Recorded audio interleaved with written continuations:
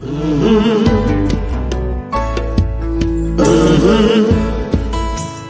the game gets rough and this life just seems so tough, make we talk, my people, make we talk. When this town becomes an ugly place, don't let it erase the smile from your face. Make we talk, people, make we talk.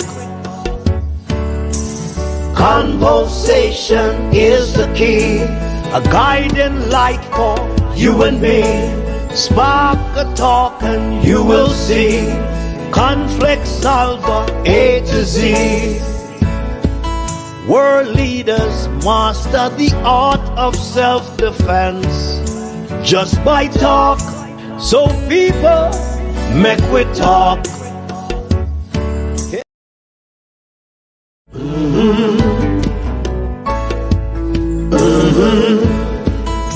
When the game gets rough and this life just seems so tough, make we talk, my people, make we talk.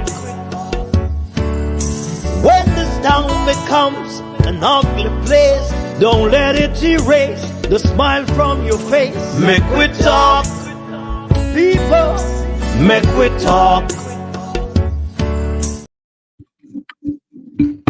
Good night, everyone. Wherever you're listening and watching from around the world on the Eastern Caribbean. Welcome to another edition of the Make We Talk program.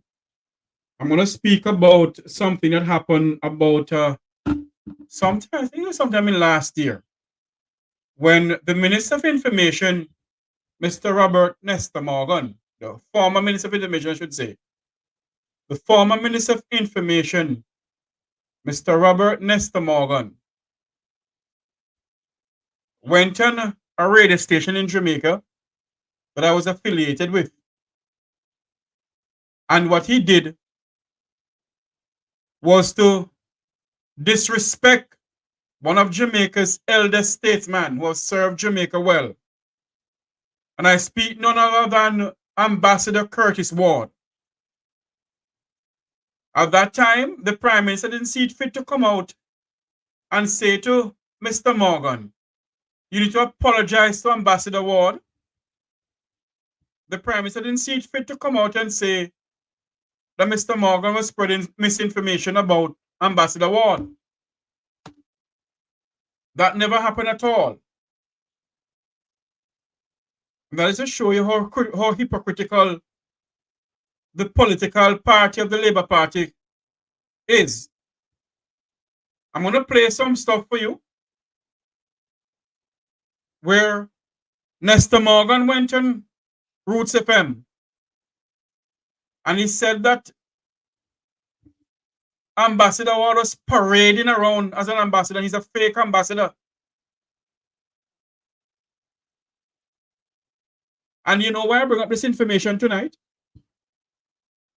It's because the Prime Minister is saying that they're going to clamp down on misinformation. And I find it very hypocritical, if I may say the least. But the Prime Minister of Jamaica could come out now and speaking about misinformation when his own minister, his former minister, was spewing misinformation around. And how they're going to take drastic action against people who is spewing misinformation. Mr. Prime Minister, I think you should look within your administration, sir. Before you come out and speak to the Jamaican people, sir, about misinformation, sir. Your former Minister of Information, Robert Morgan, was the head of the misinformation apparatus in Jamaica. Because he go around and spread misinformation about people. He went around and spread misinformation. He went on a well-known radio station in Jamaica. And he spread misinformation about Ambassador Curtis Ward.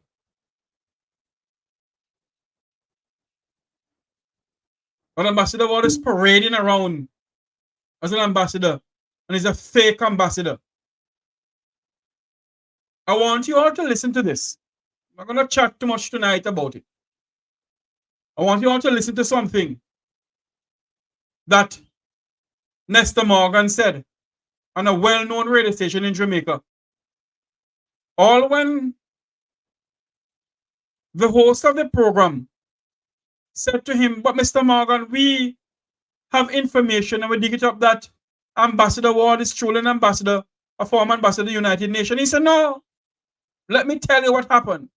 Listen to Nestor Morgan.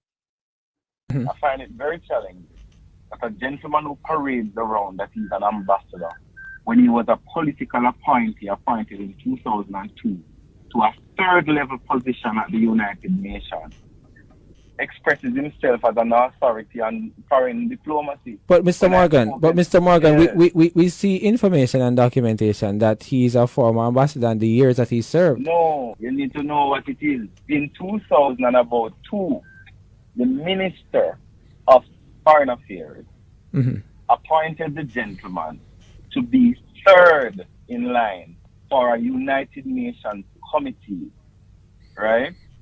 Third in line means the ambassador to the United States would be first, to the UN would be first.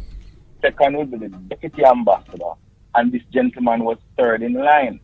No, I'm not trying to diminish the fact that he was appointed. What I'm saying is, he has consistently, from the day that Kamina Johnson-Smith became Minister of Foreign Affairs, been campaigning against Kamina. So this is nothing new. He has written numerous articles. Every single foreign policy move that Kamina Johnson-Smith and the government has made, he has been an advocate against it. So we have to have that context in order to understand where this person is coming from. This person is a political activist. So when I come on here to speak to you, I speak to you as a representative of the government. So your listeners have the opportunity to know from which book I'm speaking. When you have somebody come on here and present themselves as objective, when there are numerous evidence out there that shows that they're a political activist, a political appointee and a political activist, I think your listeners need the opportunity to make a decision within themselves of how much weight they need to give to that person's commentary. Let me ask a question though. Mr. Morgan, if the Prime Minister of Jamaica to appoint an ambassador to the United Nations, like I would say Ambassador Brian Wallace, isn't he politically appointed to the United Nations, Mr. Morgan? So if Ambassador Ward is politically appointed, yes, the Prime Minister of the day appointed Ambassador Ward as the representative to the United Nations from Jamaica. So for you to come around and spread such misinformation, and at that time the Prime Minister of Jamaica did nothing. He said nothing about it. But he sees fit now to be telling the Jamaican people there's nothing wrong with you clamping down on misinformation in the Prime Minister honest. But what I'm saying to you, sir, look within your own administration, sir. Robert Morgan has been going around and spreading misinformation to the people of this country. And I have proof. I'm not chatting if I don't have any proof.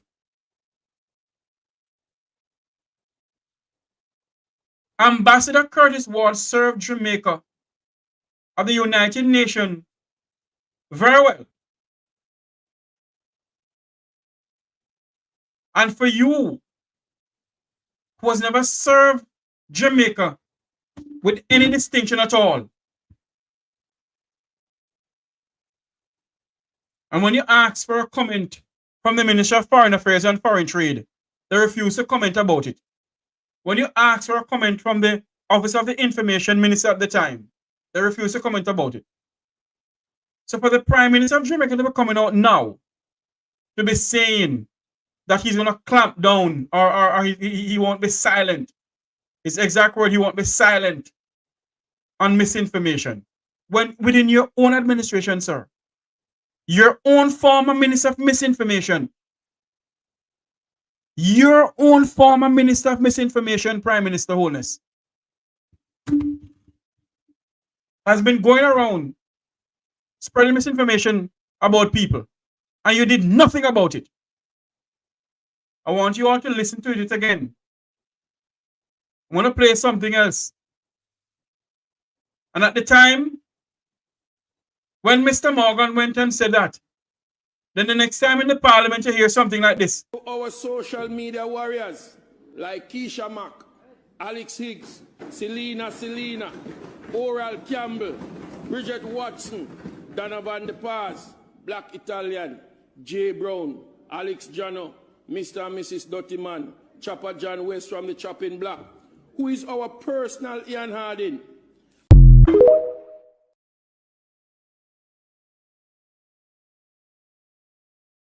Personal Ian Harding. Ambassador Curtis Ward, PAJD-LLM, is an attorney at law and an international consultant. He consults with numerous governments around the world, including the United Nations, West Africa, and government and the international scene. So for Nestor Morgan to be coming around and speaking that this man is not an ambassador, I want you all to listen to that. Thank you very much, Jeffrey, for giving me this opportunity to respond to those spurious allegations and characterizations of me that the Nestor Morgan, who is responsible for information in the Jamaican government, made on the program last week.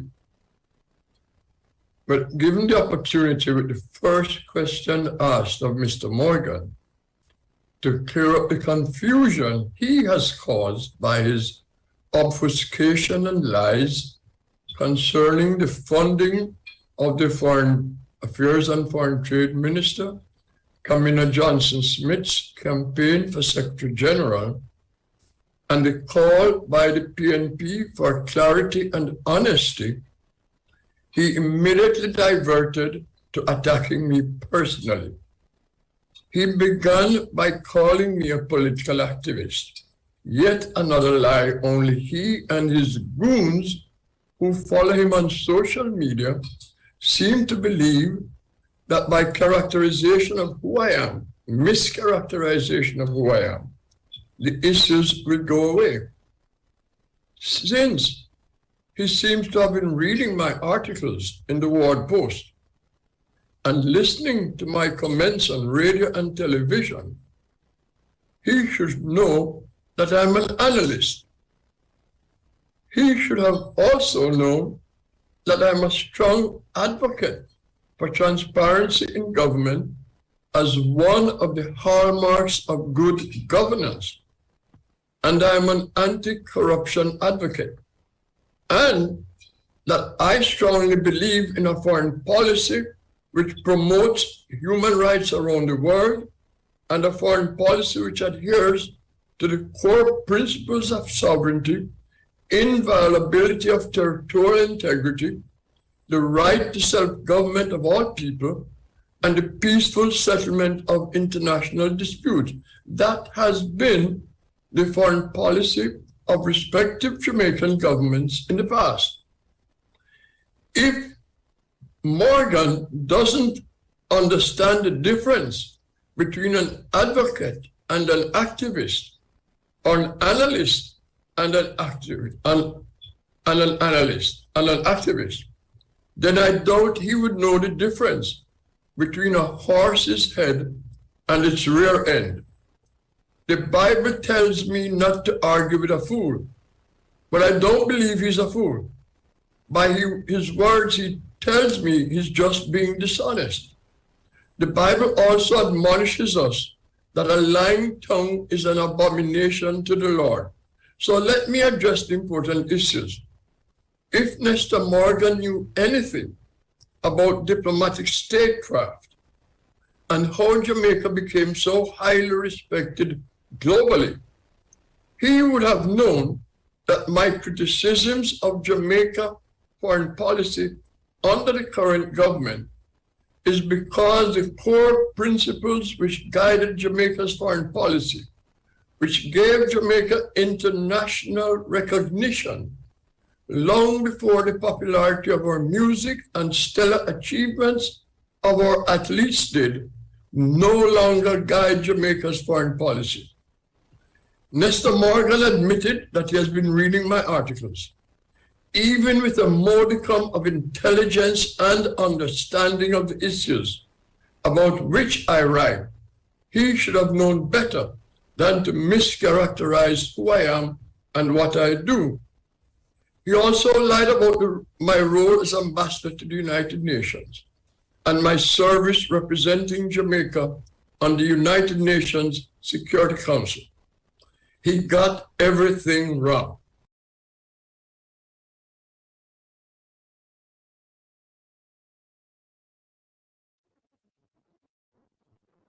That is why the Prime Minister of Jamaica cannot be coming out and telling the Jamaican people that there's a lot of misinformation going on social media when his administration started it.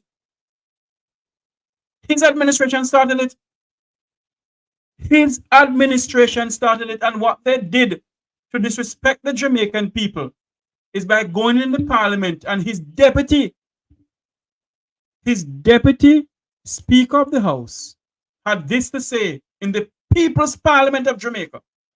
Our social media warriors like Keisha Mack, Alex Higgs, Selena, Oral Campbell, Bridget Watson, Donovan De Paz, Black Italian, Jay Brown, Alex Jano, Mr. and Mrs. Dottyman, Chopper John West from the Chopping Block, who is our personal Ian Harding.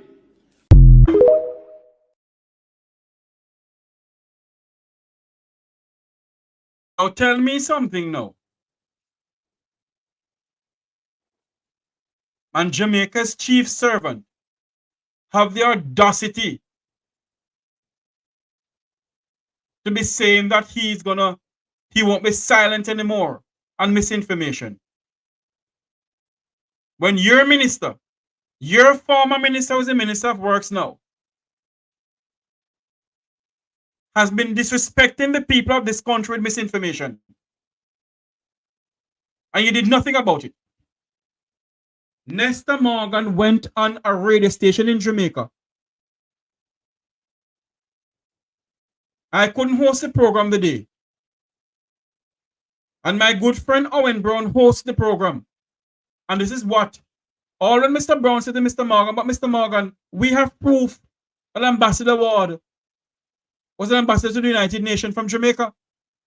He went on to say, no, let me tell you. Listen to this. I find it very challenging that a gentleman who parades around that he's an ambassador, when he was a political appointee appointed in 2002 to a third-level position at the United Nations, expresses himself as an authority on foreign diplomacy. But Mr. Morgan, yeah, we see information and documentation that he's a former ambassador in the years that he served. No, you need to know what it is. In 2002, the Minister of Foreign Affairs appointed the gentleman to be third in line for a United Nations committee, right?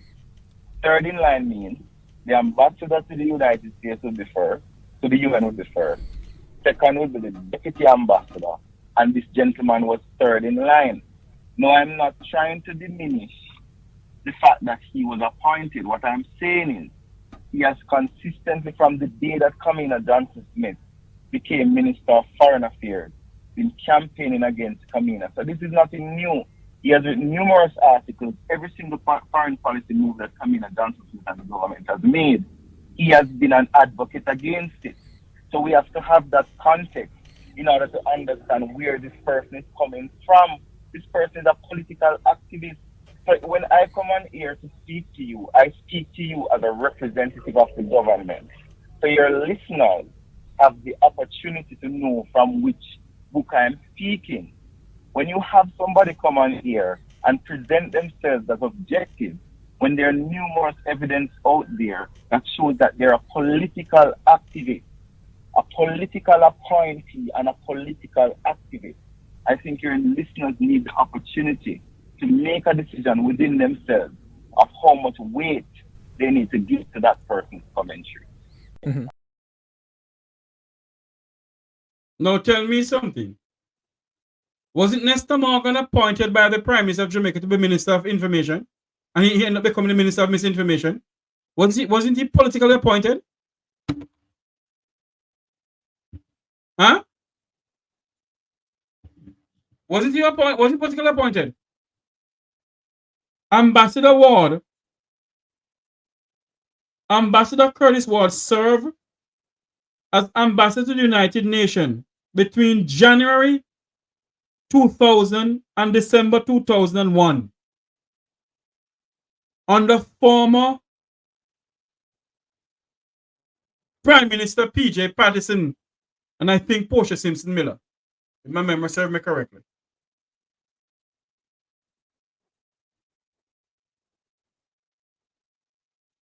And you came out and disrespected this man. A man who have served Jamaica well. A man who have served his people well. Who is well respected around the Caribbean and around the world. For his work he has been doing on the behalf of the people of Jamaica. And your Prime Minister didn't see it fit. Your boss did not see it fit to come out and say to you, apologize to Ambassador Ward. You did no such thing. But now the Prime Minister see it fit to come out when social media is not running in his box.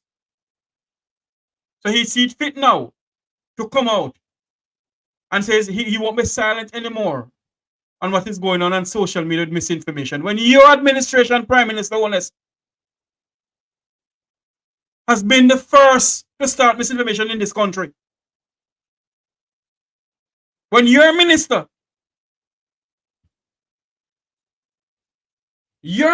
going around spreading misinformation about people and you did nothing about it. And all of them have the audacity and the temerity to come out and talk about you won't be silent anymore. And to throw everything in the Jamaican people face.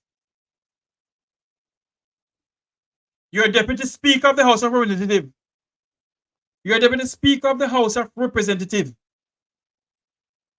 When in the People's Parliament of Jamaica, and to big up those people. Should I say, oh, Nestor, were they politically appointed by the Labour Party to go on social media and spread propaganda news on people? And call people all sorts of names? You know something? A friend of mine sent me a message, and I gotta read it, I couldn't hear. My good friend Tigo, or Biggs, shouldn't call him, but I can, send me a message. Let me look for it here. I'm gonna read it, I couldn't hear.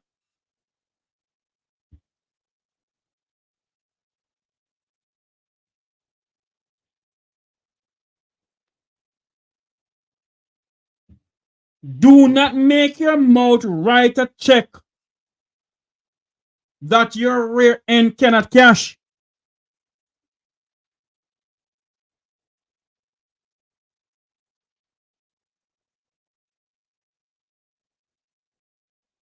Do not write a check that you know where cannot cash. is same way Keisha Mack, all over social media with everybody's name.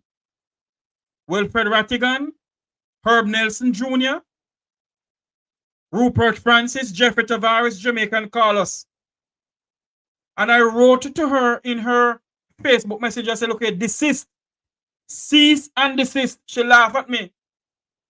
But Keisha, you is a pastor of one church in a center, you know.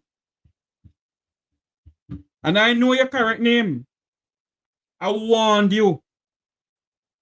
I warned you. I warned you. And I said to you, desist. But you know what happened now? Your mouth right a check, you know. I don't think you're asking cash it.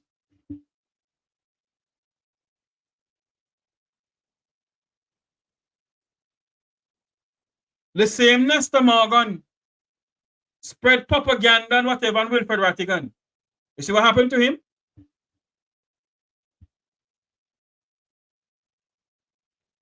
The Prime Minister didn't come out and tell those social media bloggers of the Labour Party to stop doing what they're doing in bringing on people and talking also things about people's character. I see Keisha Mack put up something about Dennis Daly of the People's National Party. So Dennis Daly can't read.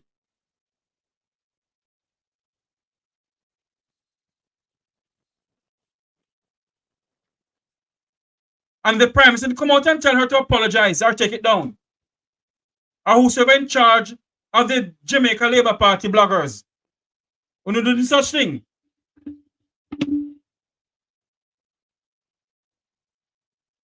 You all didn't do such thing. What you don't do? What you don't all do is go around and talk all kind of things. This is one him go talk about how Ambassador Wall is a fake ambassador. You know say how water walk go pumpkin belly. I hope you have money.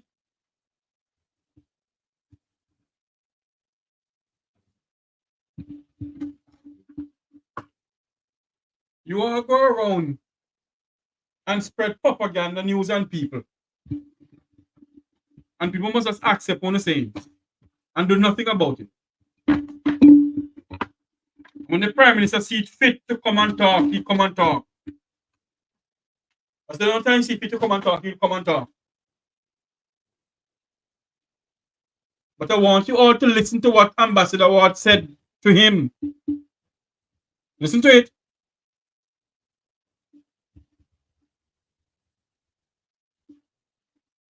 Let me end by saying, instead of being honest about who I am and what my... Thank you very much, Jeffrey, for giving me this opportunity to respond to those spurious allegations and characterizations of me that the Nestor Morgan, who is responsible for information in the Jamaican government, made on the program last week. But given the opportunity with the first question asked of Mr. Morgan to clear up the confusion he has caused by his obfuscation and lies concerning the funding of the Foreign Affairs and Foreign Trade Minister, Kamina Johnson-Smith's campaign for Secretary General, and the call by the PNP for clarity and honesty, he immediately diverted to attacking me personally. He began by calling me a political activist, yet another lie only he and his goons who follow him on social media seem to believe that by characterization of who I am, mischaracterization of who I am, the issues will go away. Since he seems to have been reading my articles in the Ward Post and listening to my comments on radio and television, he should know that I'm an analyst. He should have also known that I'm a strong advocate for transparency in government as one of the hallmarks of good governance. And I am an anti-corruption advocate. And that I strongly believe in a foreign policy which promotes human rights around the world and a foreign policy which adheres to the core principles of sovereignty, inviolability of territorial integrity, the right to self-government of all people, and the peaceful settlement of international disputes.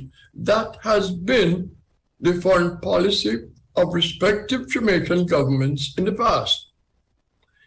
If Morgan doesn't understand the difference between an advocate and an activist, or an analyst and an activist, and an analyst and an activist, then I doubt he would know the difference between a horse's head and its rear end. The Bible tells me not to argue with a fool, but I don't believe he's a fool. By his words, he tells me he's just being dishonest. The Bible also admonishes us that a lying tongue is an abomination to the Lord. So let me address the important issues. If Mr. Morgan knew anything about diplomatic statecraft and how Jamaica became so highly respected globally, he would have known that my criticisms of Jamaica foreign policy under the current government is because the core principles which guided Jamaica's foreign policy, which gave Jamaica international recognition long before the popularity of our music and stellar achievements of our athletes did, no longer guide Jamaica's foreign policy. Nestor Morgan admitted that he has been reading my articles.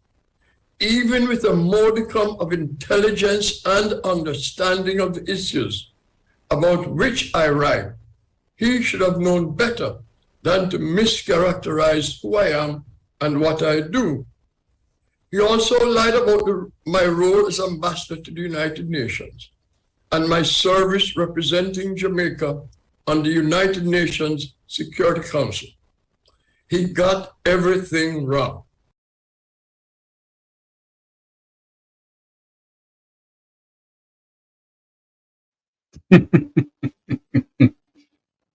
And the Prime Minister of Jamaica. I am not saying that you mustn't clamp down on misinformation, Prime Minister Holness. But clamp down on it from within your administration first, sir.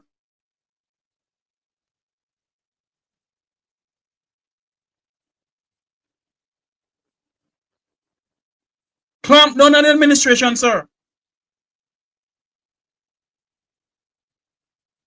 Ambassador Ward has served the people of Jamaica and the government of Jamaica well, sir. And I believe that Mr. Morgan should have apologized to Ambassador Ward.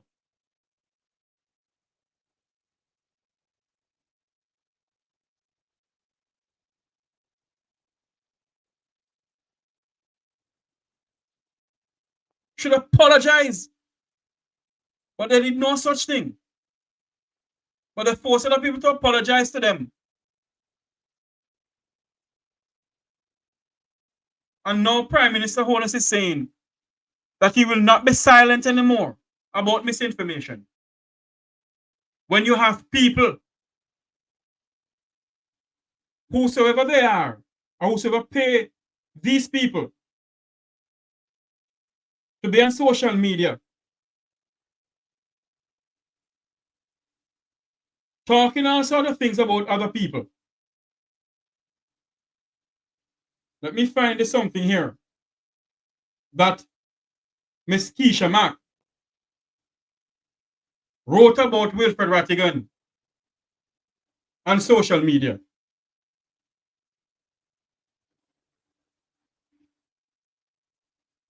And you hear nothing from the powers maybe.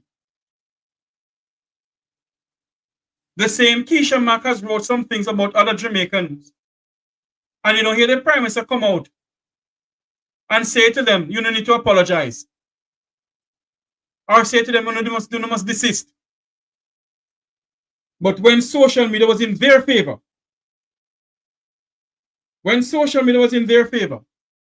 and working on their behalf,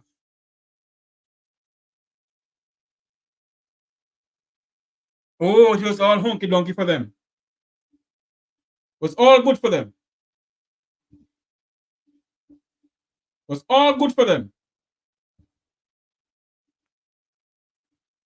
But of course, other Jamaicans must just accept the fact that,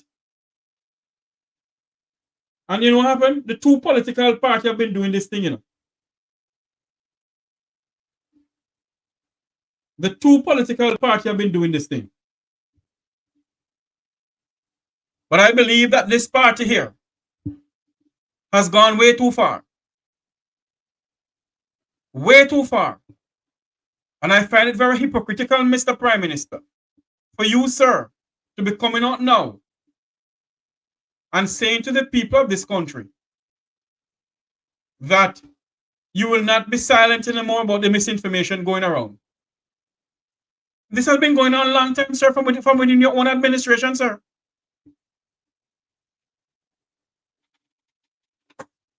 From within your own administration, sir. And you did nothing about it.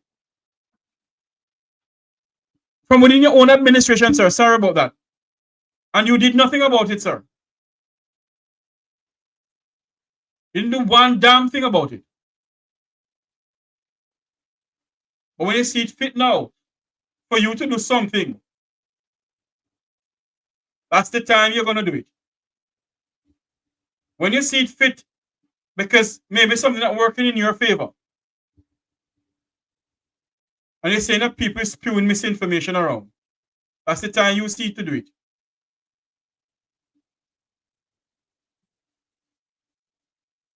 That's the time you see to do it. I want to show you all something. But hold on a minute.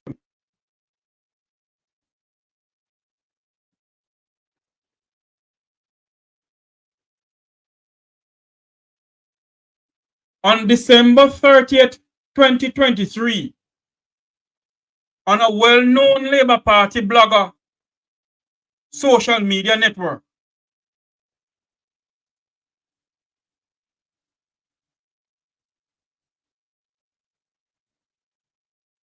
named Keisha Mark on Facebook, wrote, "The wannabe wasted time. The wannabe wasted his time as FBI agent and his Saudi Arabia counterpart who were attempted to find him a Saudi wife. He spent much of his time hosting lavish party that may have included prostitutes and paid little attention to the FBI investigation of 9/11. That's what Keisha Mack wrote about Wilfred Rattigan.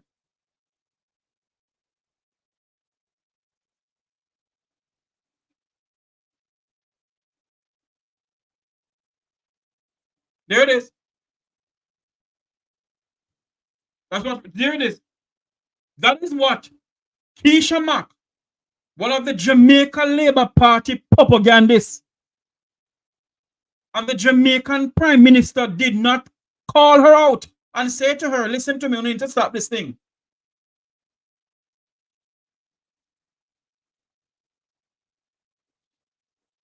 You did not call her out, sir, so you need to stop this thing. Within the own political party that you lead, Prime Minister Holness, sir, you have people in there who has been doing this for years and you did nothing about it, sir. You did nothing about it.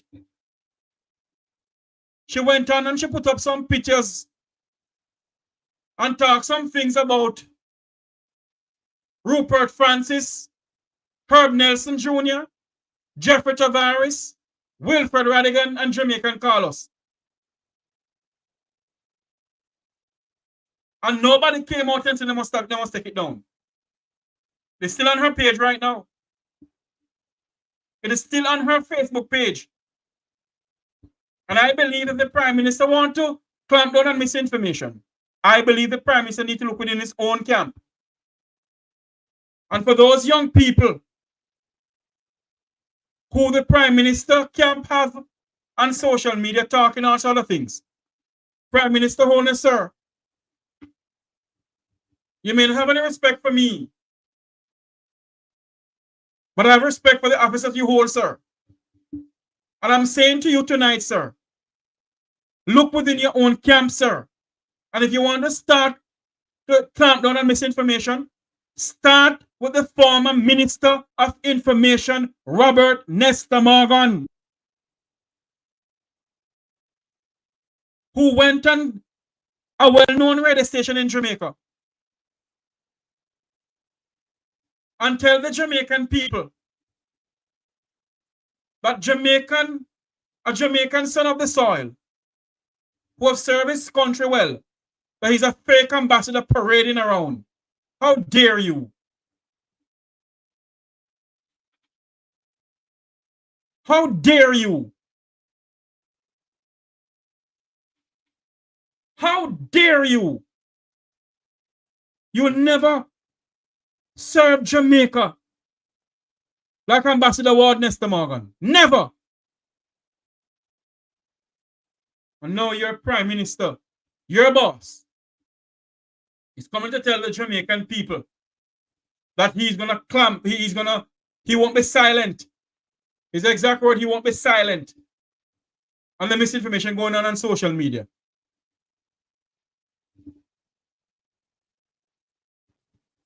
And then they're going to go up. I know, listen to me. I know they're going to come after me, you know.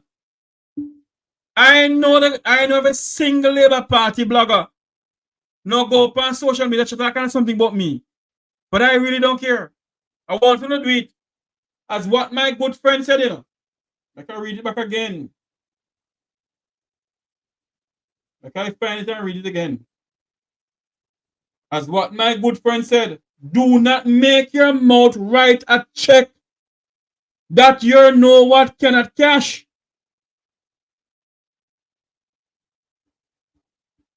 I make sure I come over here with facts tonight. But I just come chat. Me show no videos.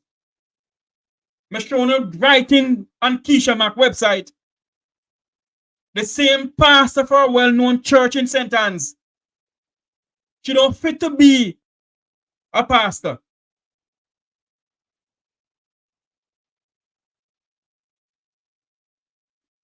This is the country that the Prime Minister is saying that he wants to clamp down. He wants to stop misinformation. And when you have people within your administration, sir,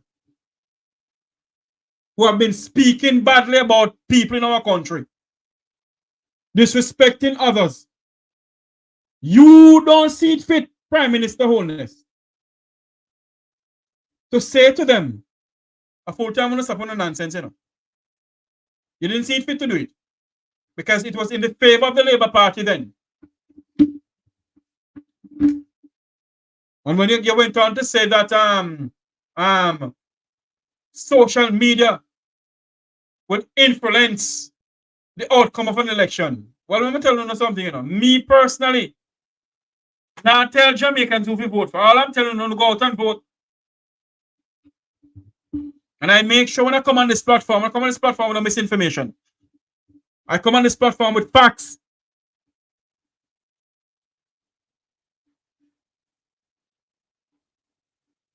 Keisha Mac went out of her way.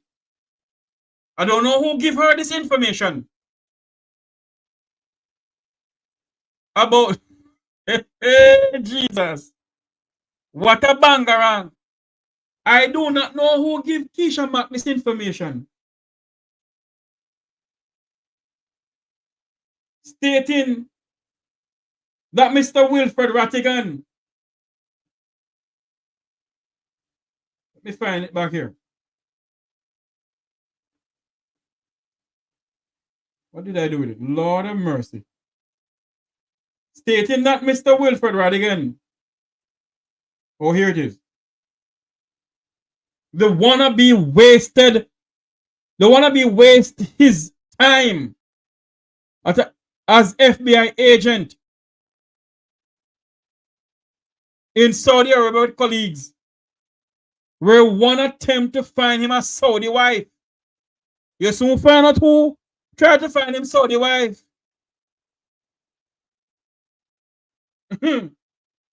Mama me, mo, money, no.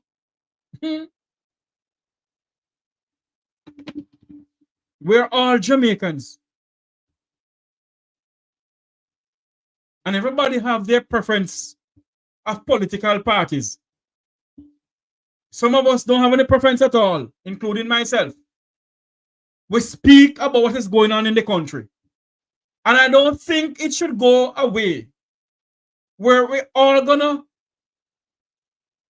go and talk about people's character and bring down people's character. And who is fake ambassador. And who is this and who is that? Come on. I want to Keisha Mac know say. You know, make her shut my mouth. Make her shut my mouth because I know what's gonna happen. I know what's gonna happen, you know. You believe that the Prime Minister should be coming out now talking about misinformation? When all this has been going on?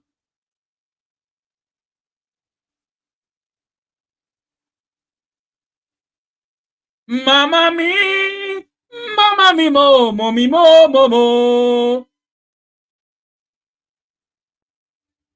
What a war situation.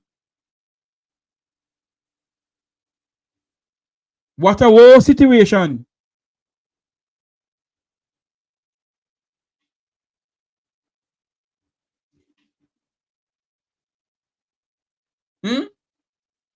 What a war situation.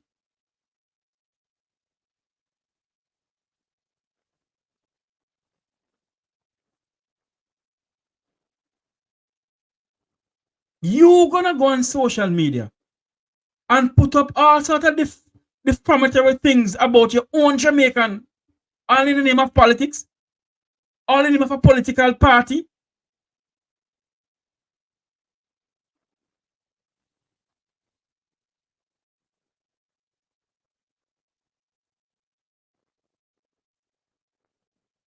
Mr. Morgan, you don't, before you are the Minister of Information, sir. And what you should have done is what the Prime Minister said. No? The Prime Minister said, I can show you to you. Him sister, no, my sister, hold on there. I can take down this one here. Away there again. Hold on there for me, please.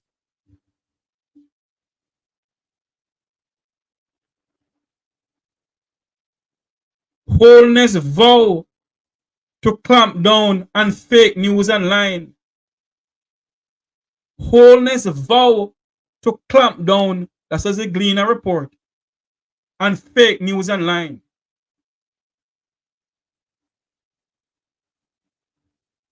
Wholeness vow to clamp down on fake news online. When Keisha Mac put up this, there it is, thank you, about Wilfred Rattigan. Then she put up this about the group of us. We were on a Make We Talk program one of the night. We had Rupert Francis, Herb Nelson Jr., Jamaican, Carlos, and Wilfred Rattigan, and myself was on. And she put up on her social media platform, and I called her. I didn't call her, I sent her a message. I said, this is what I'm doing, what you're doing. She laughed at me. She laughed at me. Then, about 3 or 4 months ago, I can't remember what it was, I was supposed to host a program on Roots FM. And that day I couldn't get to host the program. Because I was doing something. I think I was doing something. I couldn't get to host the program. So I asked Owen to host the program for me. And we were asking question of Nestor Morgan because of what he said. I think it was on social media, he said it. And we get him to come on the radio station. I find it This is what Mr. Morgan said. That's a About This is what he said about former Jamaican ambassador to the United Nations, attorney at law, Ambassador Curtis Ward.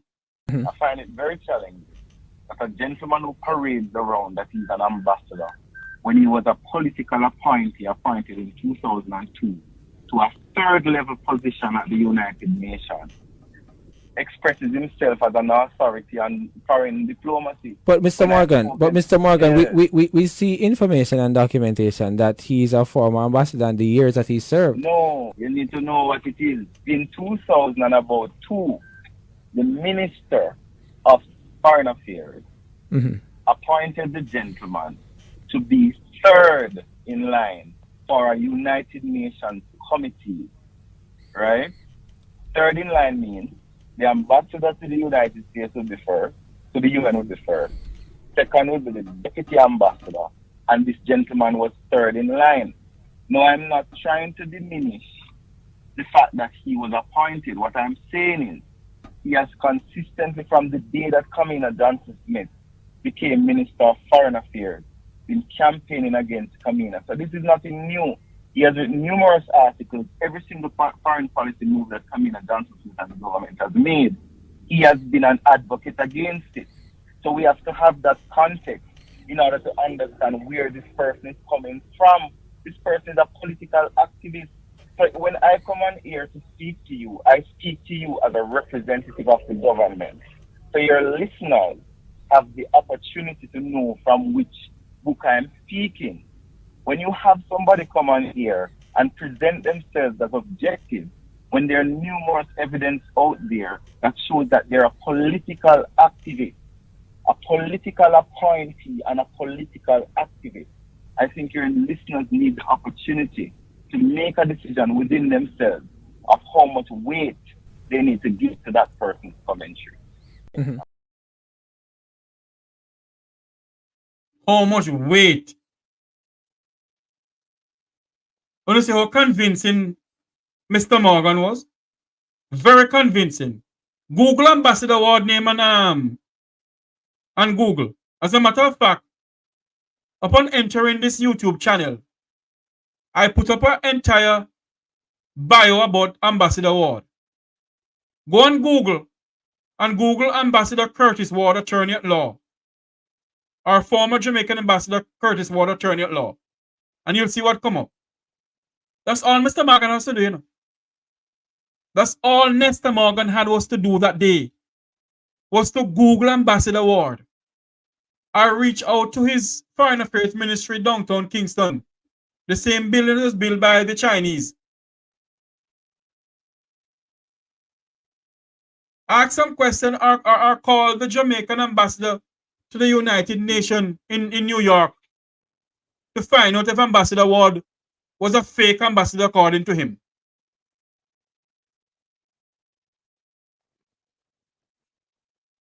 But no, they didn't do those things.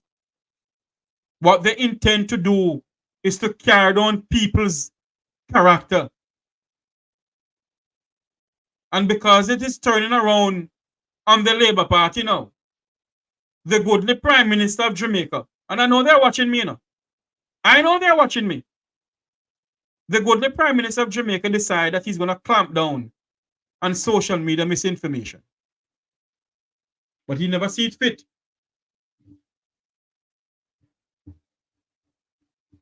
At the time when the Labour Party was in high gear,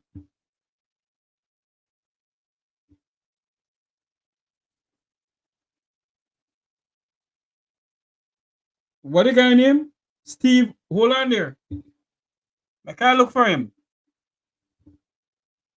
Because those people must not think, hello. Same way Prime Minister wants to have capability to find people, you know. Steve, whatever your name is, we have capability can find you. So that advise you be careful what you say on social media. Be very careful about what you say on social media, Steve. Because if you don't think we can find you, make a sad mistake.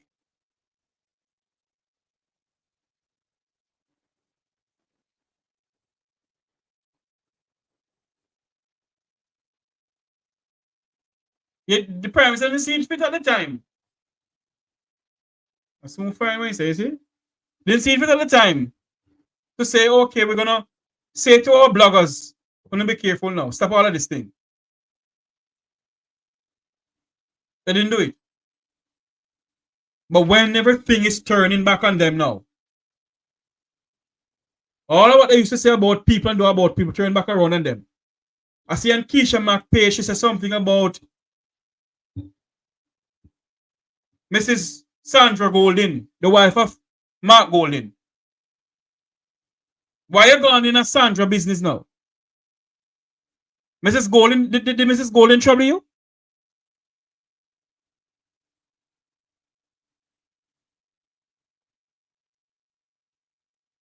Huh? If you're out there to spread your Labour Party agenda, then do it now. We're on here to speak about what is going on in the country. The $700 billion that is unaccountable for. The $1.7 trillion is accountable for. Jamaicans who don't have no water. Huh?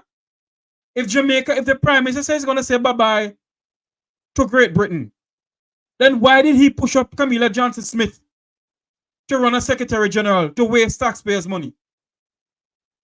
Those are the things we're on here to talk about.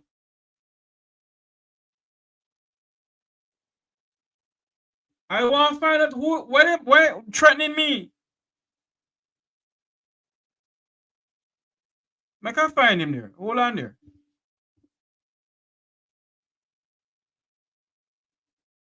I can't find this idiot. Because I'm not looking on the thing here, you know. I can't find him. Give me some time, I can't find him.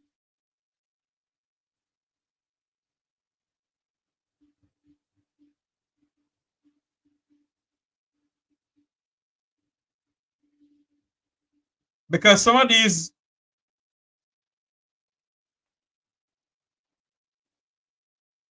oh, okay, Mr. Rattigan, I want you to track this. Let me talk it loud and clear. Make Steve here. Track this IP address for me now. Make I send this to Ratty right now. You track this IP address.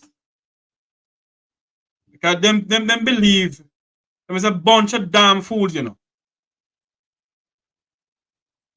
You track this IP address of this Steve.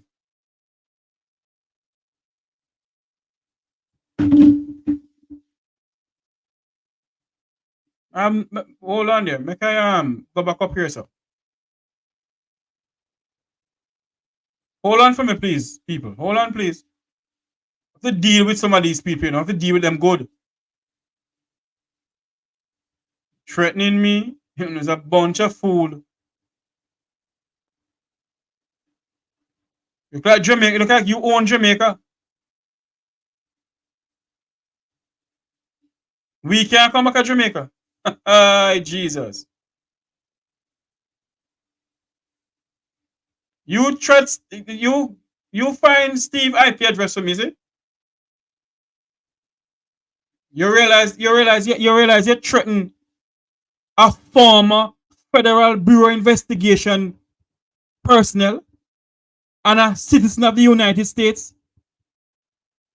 Steve, you realize what I just did, Steve? Oh, Jesus.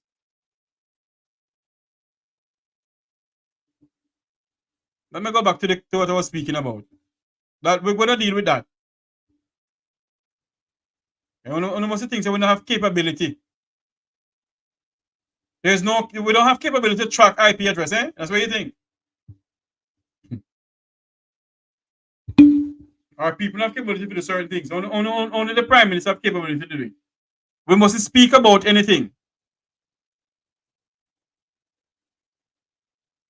Yes, man, I did it.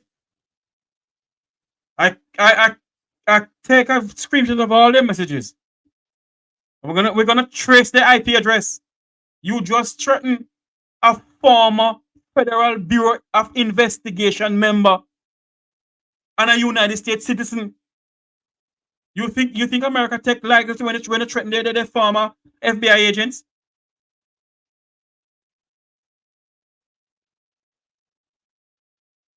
When you coming on this platform because we must speak about what is going on in the country.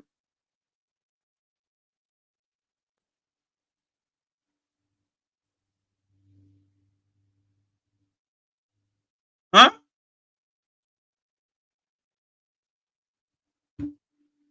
I'm not saying nothing to you. I can continue. For those who want to call into the program, we're going to open up the phone lines.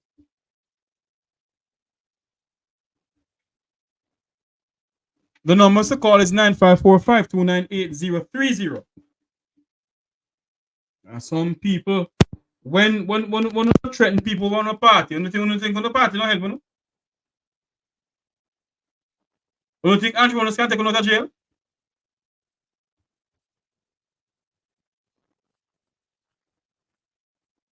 When you threaten people on social media, you think Andrew can take you out of jail? The numbers to call on the program here is 9545298030.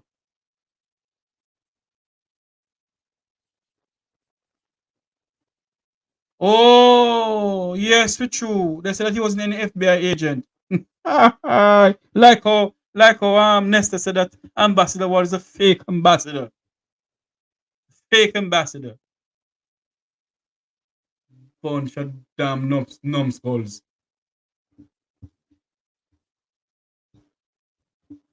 You call yourself a minister of information. And all you had was to take up your phone and call the Minister of Foreign Affairs and Foreign Trade or Google it. And then they use the People's Parliament to big up their social media warriors. Listen to this. Our social media warriors like Keisha Mack, Alex Higgs, Selena, Oral Campbell, Bridget Watson, Donovan De Paz, Black Italian, Jay Brown, Alex Jano, Mr. and Mrs. Dottyman, Chopper John West from the Chopping Block, who is our personal Ian Harding.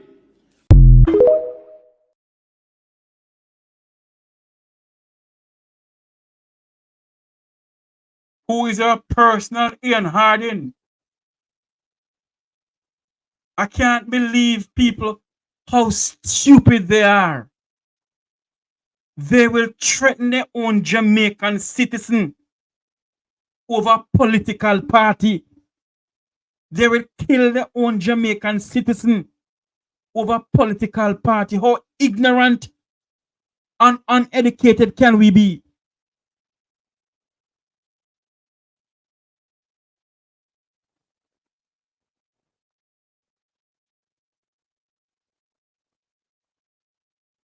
You know, I was supposed to appoint some people as ambassador, as administrator on this channel here, you know. And I'm going to do it. I'm going to do it. This is what the present Deputy Speaker of the House of Parliament, this is what he said in the People's Parliament of Jamaica when people like Keisha Mack spreading propaganda and bringing on people's character on social media. Listen to what he said in the People's Parliament. Media warriors like Keisha Mack, Alex Higgs, Selena, Oral Campbell, Bridget Watson, Donovan De Paz, Black Italian, Jay Brown, Alex Jano, Mr. and Mrs. Dottyman, Chopper John West from the Chopping Block, who is our personal Ian Harding.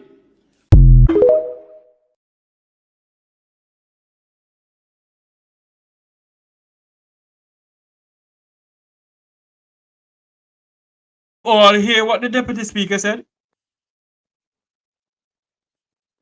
That the person by name Chopper is a personal Ian Harding.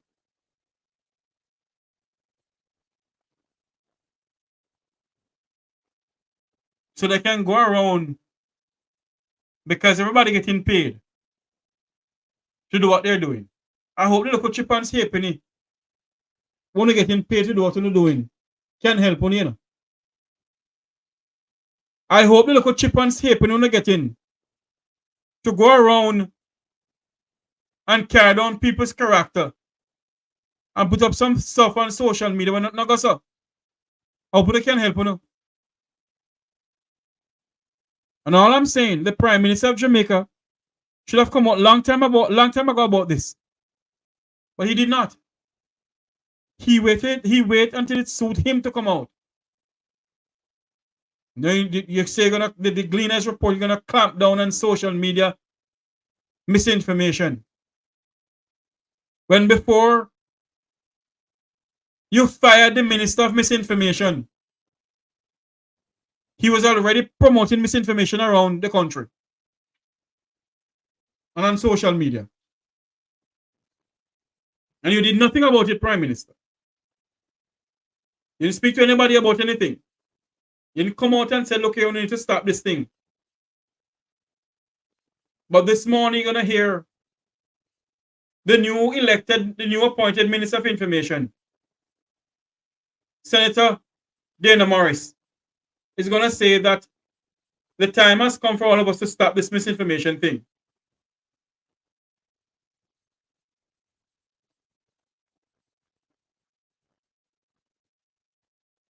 Huh? Is no one of you that come out and say it? When people have been going around spreading propaganda news and saying all sorts of defamatory things about people.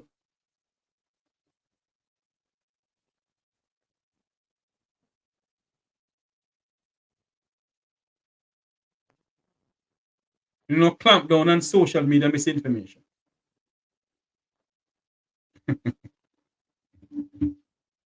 That is why when he went on the radio station in Jamaica and he said this about Ambassador Ward. I find it very challenging that a gentleman who parades around that he's an ambassador when he was a political appointee appointed in 2002 to a third level position at the United Nations expresses himself as an authority on foreign diplomacy. But Mr. Morgan, yeah. we see information and documentation that he's a former ambassador in the years that he served. No, you need to know what it is. In 2002, the Minister of Foreign Affairs appointed the gentleman to be third in line for a United Nations committee, right? Third in line means the ambassador to the United States would be first, to the UN would be first. Second would be the deputy ambassador, and this gentleman was third in line.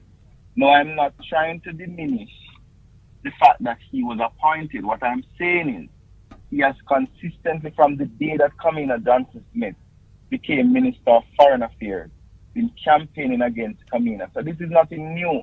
He has written numerous articles. Every single foreign policy move that Kamina Johnson-Smith and the government has made, he has been an advocate against it. So we have to have that context in order to understand where this person is coming from. This person is a political activist. So when I come on here to speak to you, I speak to you as a representative of the government. So your listeners have the opportunity to know from which book I am speaking. When you have somebody come on here and present themselves as objective, when there are numerous evidence out there that shows that they're a political activist, a political appointee and a political activist, I think your listeners need the opportunity to make a decision within themselves of how much weight they need to give to that person's commentary. It's a shame and disgrace how much weight the Jamaican people give to you as Minister of Misinformation. It's a damn shame. How much clout the Jamaican people give to you as Minister of Misinformation. As by the way, there's a video that I want to play again with him, but not now. I soon play that video with him. But I have to do some investigation first to find out about certain things, then I'll let you know. Because it seems as if some people still spreading misinformation. I don't know if it's true, but I'm going to figure out something here. So Ambassador Ward, answer the then Minister of Misinformation with this. Thank you very much, Jeffrey, for giving me this opportunity to respond to those spurious allegations and characterizations of me that the Nestor Morgan, who is responsible for information in the Jamaican government, made on the program last week.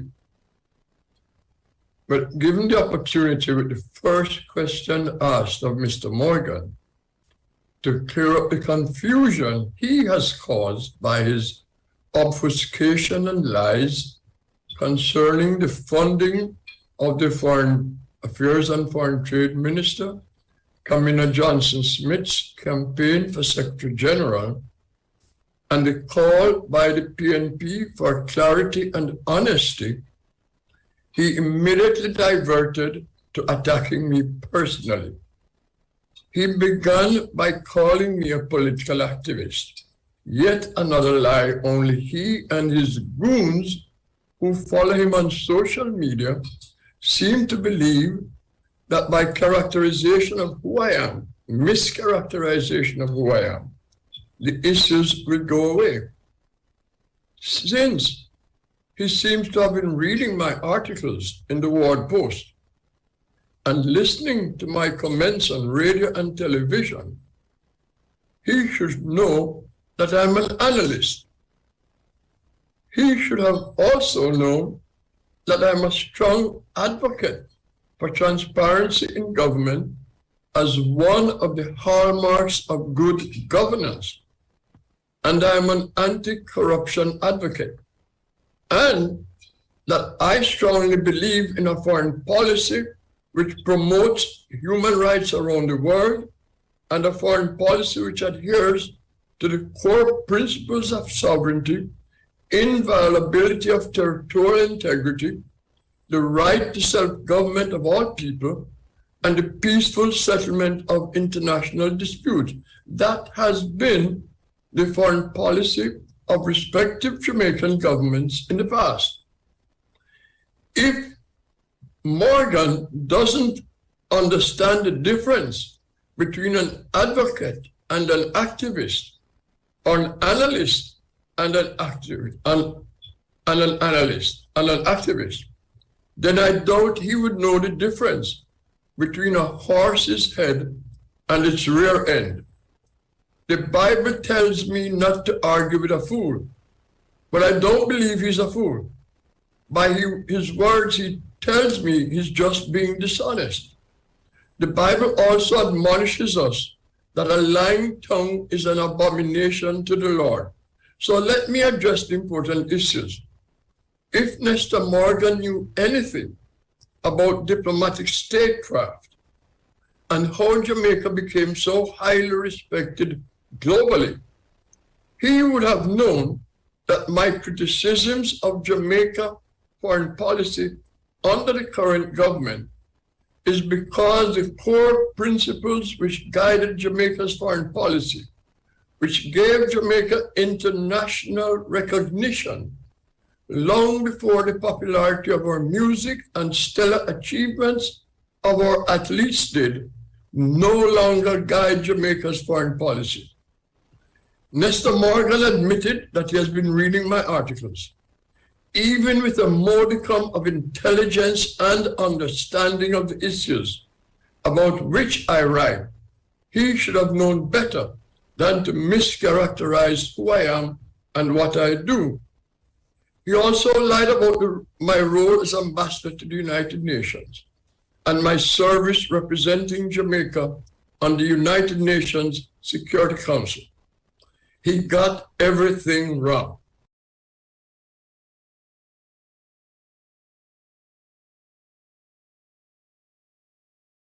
The minister at the time could have picked up his cell phone or tell his secretary in the Prime Minister's office, find out for me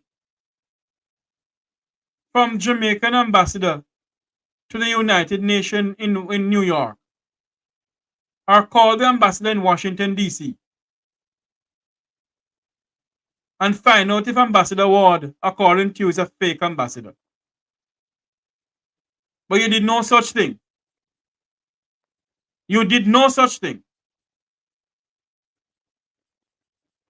And for the Prime Minister of Jamaica now to come out and to be saying to us, the member of the public, rather, we the member of the public, to be saying to us that he's gonna clamp down on social media misinformation. Why didn't you clamp down on Mr. Morgan spreading misinformation, Mr. Holness? Why didn't you? But no, you all didn't see it fit to do so.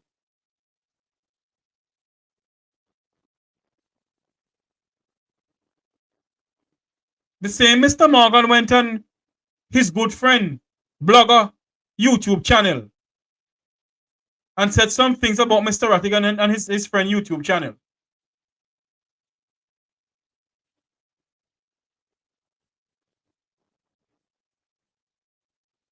KD Vibes Miami, hi, how you doing? Remember to like, share, and subscribe to this YouTube channel. Like, share, and subscribe to this YouTube channel. Hit the bell icon to know when I go live with some exciting topics. The numbers to call into the program is 954-529-8030. It's also a WhatsApp number, 954-529-8030. That's the numbers to call into the program. Your views on the Prime Minister saying he's going to clamp down on misinformation, when his own administration has been spreading misinformation for a long while. When you have a minister of misinformation parading around with misinformation. Parading around with misinformation.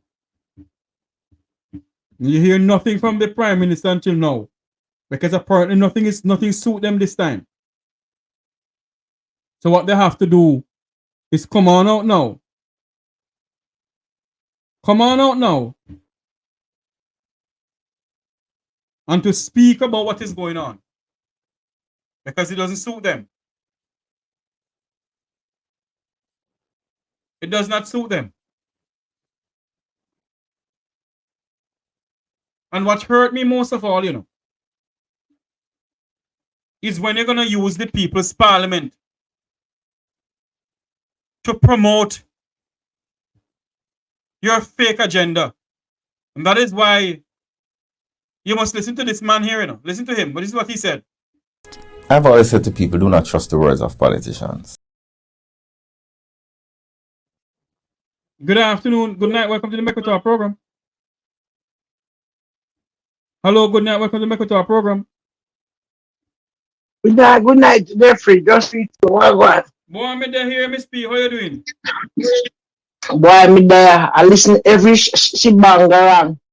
That's why we tell people, say, a God on time.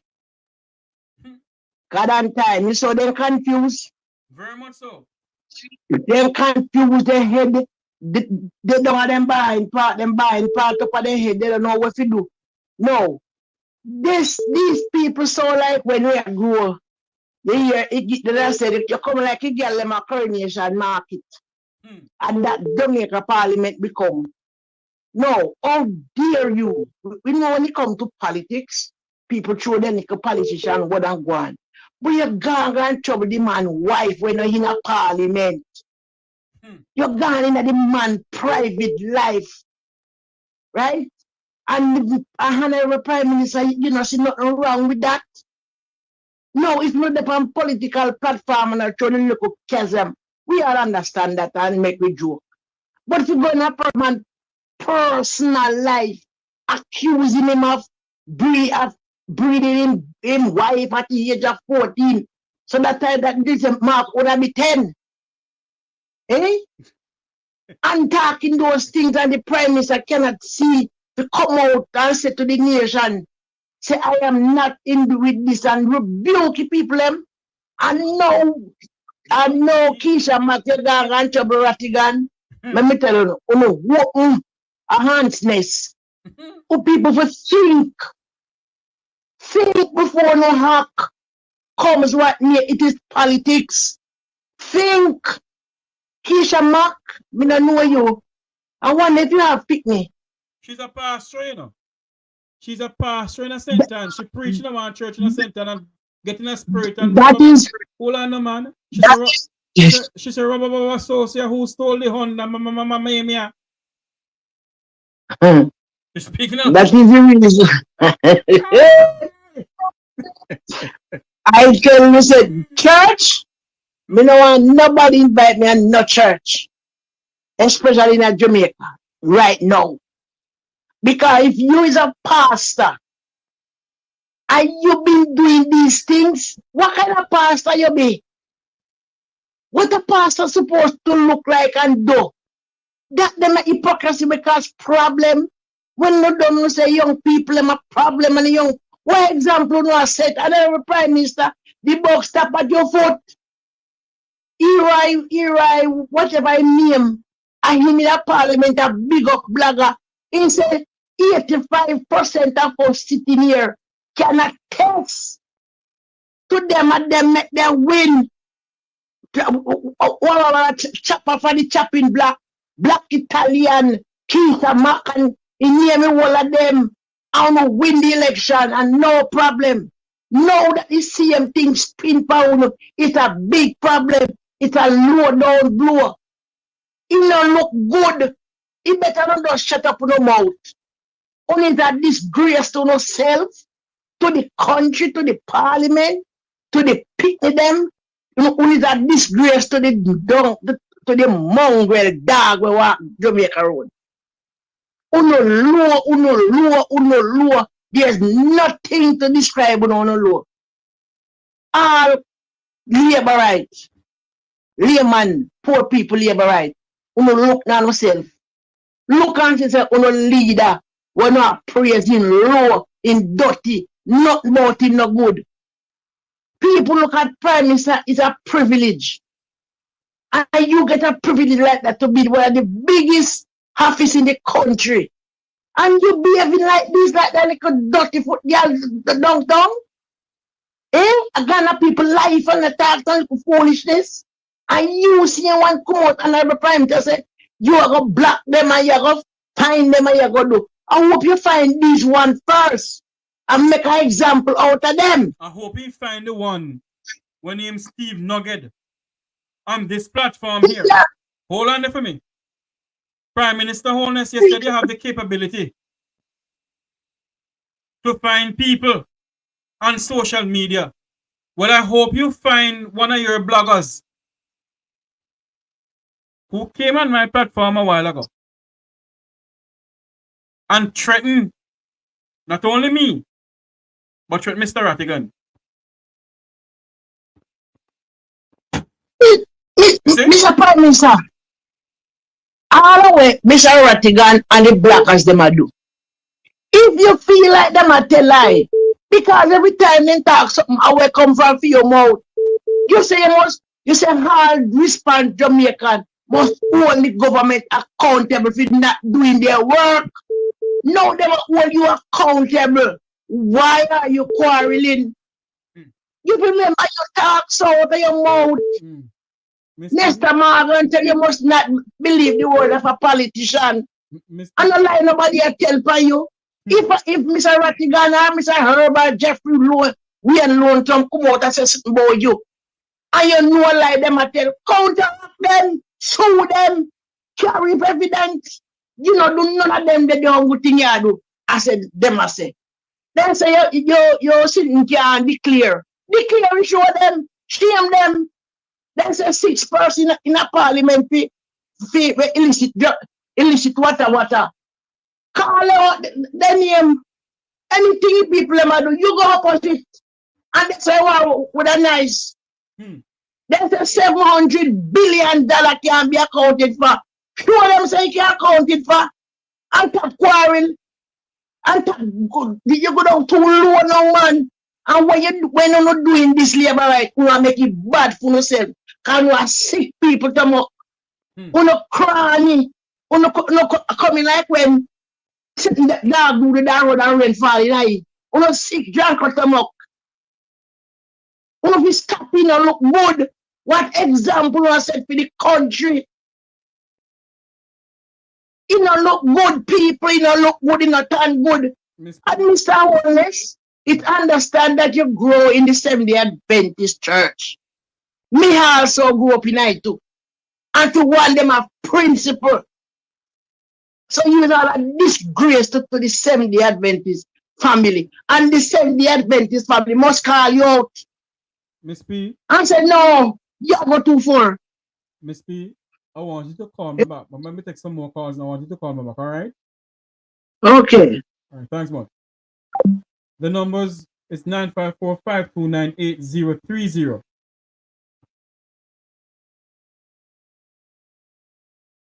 All right. Thank you very much. My producer, one of my producers, give me a screenshot again about this Steve Rattigan cannot come back at Jamaica. Him head mints. We don't show you who for head no mints. The numbers to call is 954-529-8030.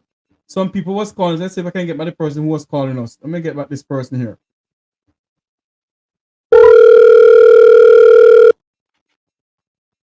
Out of order. You mustn't say anything else going on in the country. You mustn't say a thing at all. This person will answer the phone. The number to call is 954-529-8030. We do apologize for let me call back this person. This person was calling me also.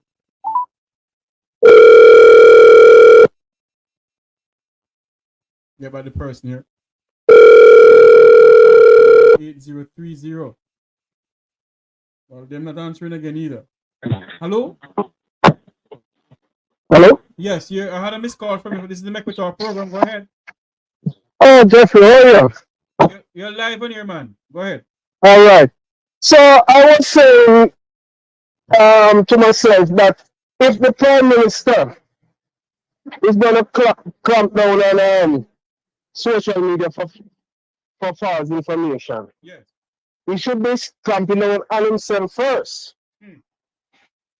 Because did you remember the Clifton situation? When he come in the parliament and announced that gangs and bad men capture land and sell to the people, and how he get his intelligence, and they did their own investigation and find out it is true. So what do we call that? One day after I go inside, when he went and licked down the people amongst the following day, went back to parliament and said the people of Christian are no squatters and they are no gangs or whatever. What do you call that? So this man is, I don't know if you not think upside it down. Like he had the rain bottom there and in bottom the rain head there. Maybe termite if you don't embrace. I termite it out and brain. I don't know what is happening to this government that is running Jamaica. They are topsy-turvy and doing things upside it down, and they want it to go their way, and if it's not going their way, you're a PNP and everything is political. Why everything that is done in Jamaica now, it is political, as long as you're speaking against what they're doing that is wrong towards the people of Jamaica. Why it is political and it's fake news and propaganda? So there is no truth to what we are saying? No truth at all. Not one single truth in nothing that we are saying. Grace of mercy. As what the former Minister of National Security, a former Minister of Foreign Affairs, and former Senator Katie Knight told Mr. Golden, you're pathologically mendacious. Yes, ma'am. All of us is political. I can't pronounce the word again. Pathologically mendacious. Mendacious. Liar. No, Jeffrey, I don't understand. I don't understand this government. From top to bottom. I don't know. But I don't know who let these people to run the country. Jeffrey, don't worry yourself here, man. Andrew Wallace can't do nothing. I must say those bloggers in Jamaica. They won't want to them appear down there, must have cracked the man. Nobody else. Nobody else. Because we are speaking to power and their hearts in a fire. Because social media take over the whole place. Nobody now listen to them radio station and them propagandists. And even if we don't listen to them, we go there, we cipher out, and we think to ourselves, and we do research and say, no man, this is not right. And we come back and speak on it, and they don't like it. Them can't sleep at night, them torment. And when the AC turn on for them, just with them and sweat like a glass on. You hear me? Because So continue. you know something, caller? When you sit and you listen to a press conference today held at the People's House, Jamaica's House. Jamaica House belongs to the People's National Party, the Jamaica Labour Party. It does not belong to Andrew Holness. It belongs to the people of Jamaica. And That's right. You hear nobody asks about the $700 billion that's accountable for in the Ministry of Health. You don't hear the Minister of Health speak about it either. Nobody asks about the $1.7 trillion that's accountable for. Nobody speak about those. Yes, Are those things misinformation? Go ahead, Caller. Go ahead.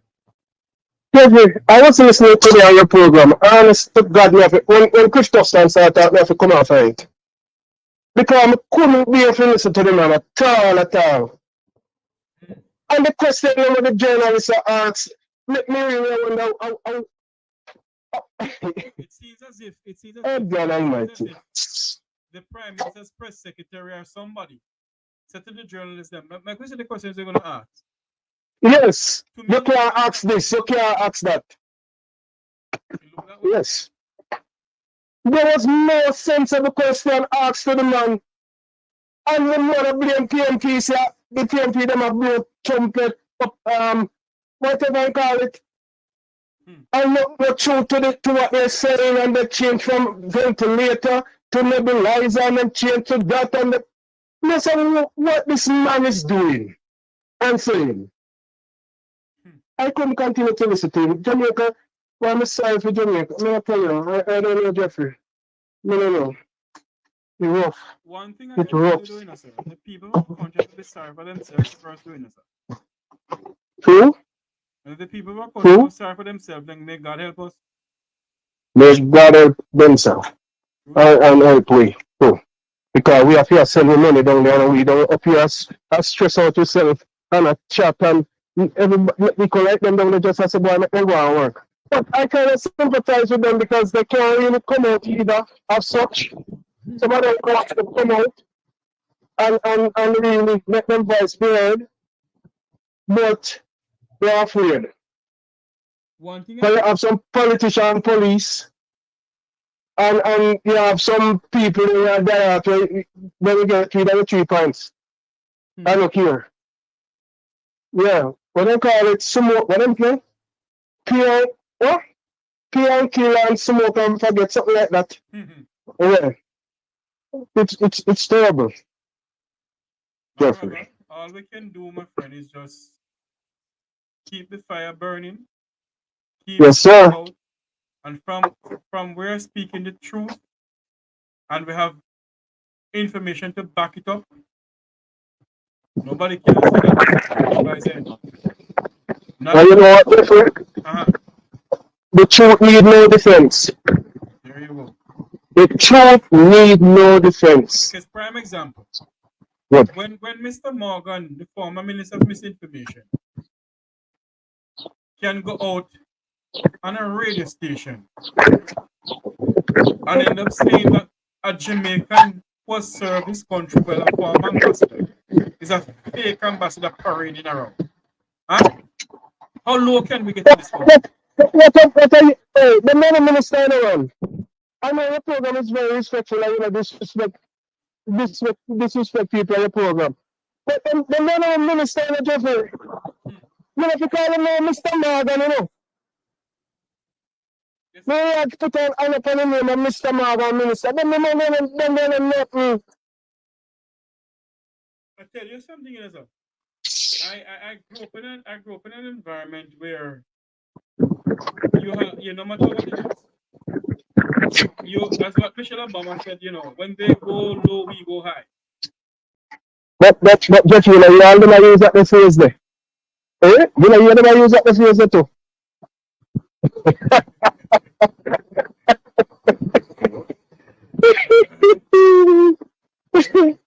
Yeah. I tell you something. We have work to do. We have work to do. Yes, we do. We can't stop. In this country. A lot of work to do. And I'm telling you, they are feeling the heat. They are feeling the heat. And that's why they can't keep still. You know, when you put you throw salt and frog, or throw worm in a fire, or you drop worm in a ant's nest and the ants start biting worm, you can't keep still, you know. You have to wiggle and jiggle and try to get away from the bites. That's the Jamaica Labour Party. As what the late Wilmot Mutty Perkins always said, one day in his program, he said, fire there must still and think a cool breeze. Think a cool breeze. And when Mutty done Mutty, sir,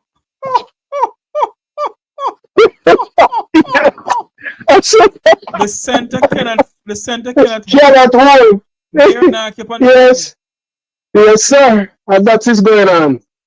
They are worried and they don't know what to do. They don't know what card next for job because nothing that they say doing, the people are won't do it. So they are worried. I heard Tavares say today, he has had to have full time for that camp now because he has been suffering for a long with what? With misinformation and lies that they tell on him. And he's full time now. Me not going down the road there with Mr. Truth. God Almighty know the truth of a lot of things. So me not going the road. There you go. All right, my friend. Thanks for calling in. All right, Jeff. You have a good night here, sir. Yeah, man, same to you. All right.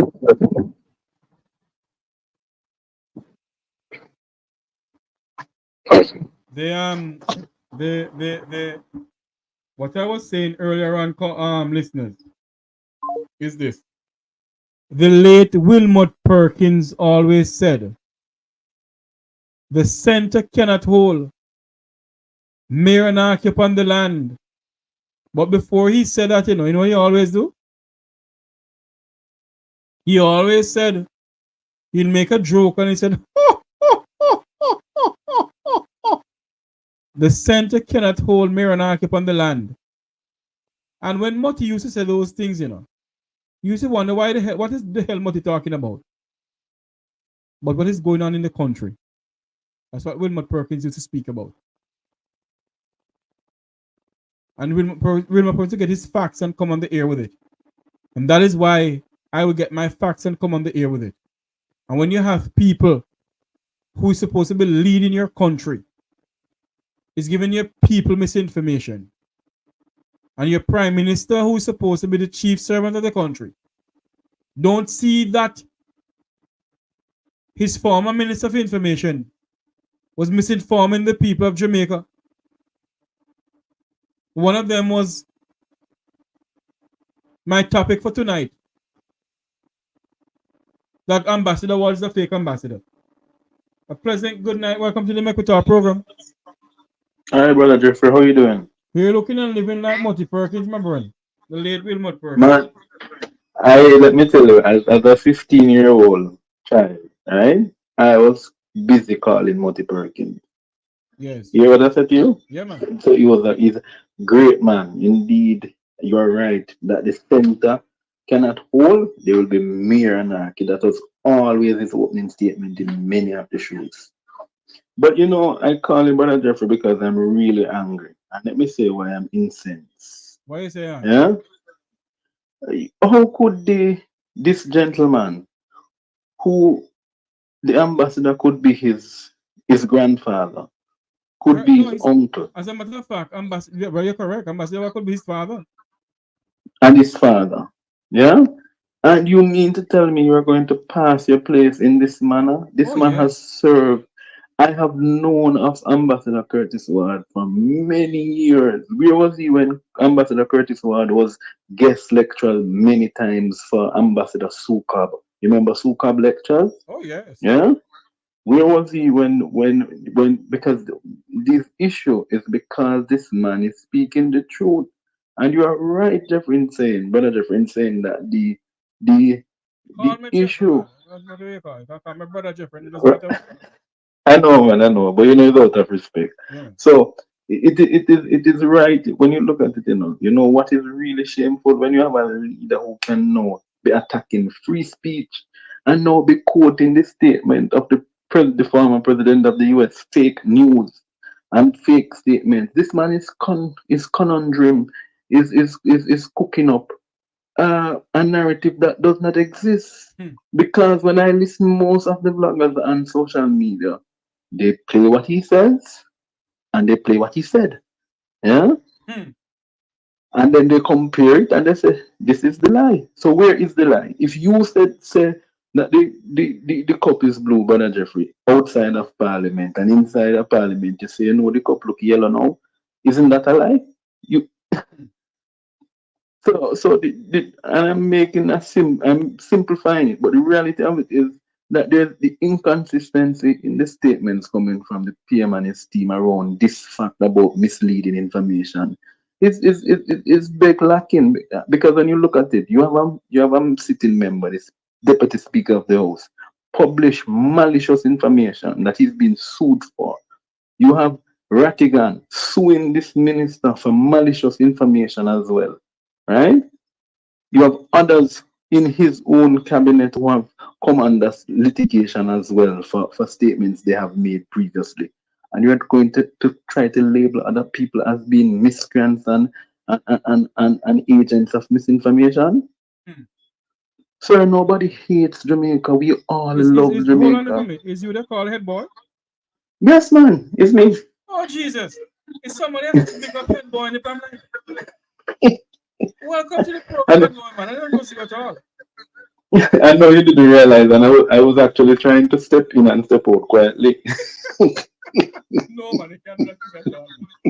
I hear you a lot on Hot topic. Yes. topic program.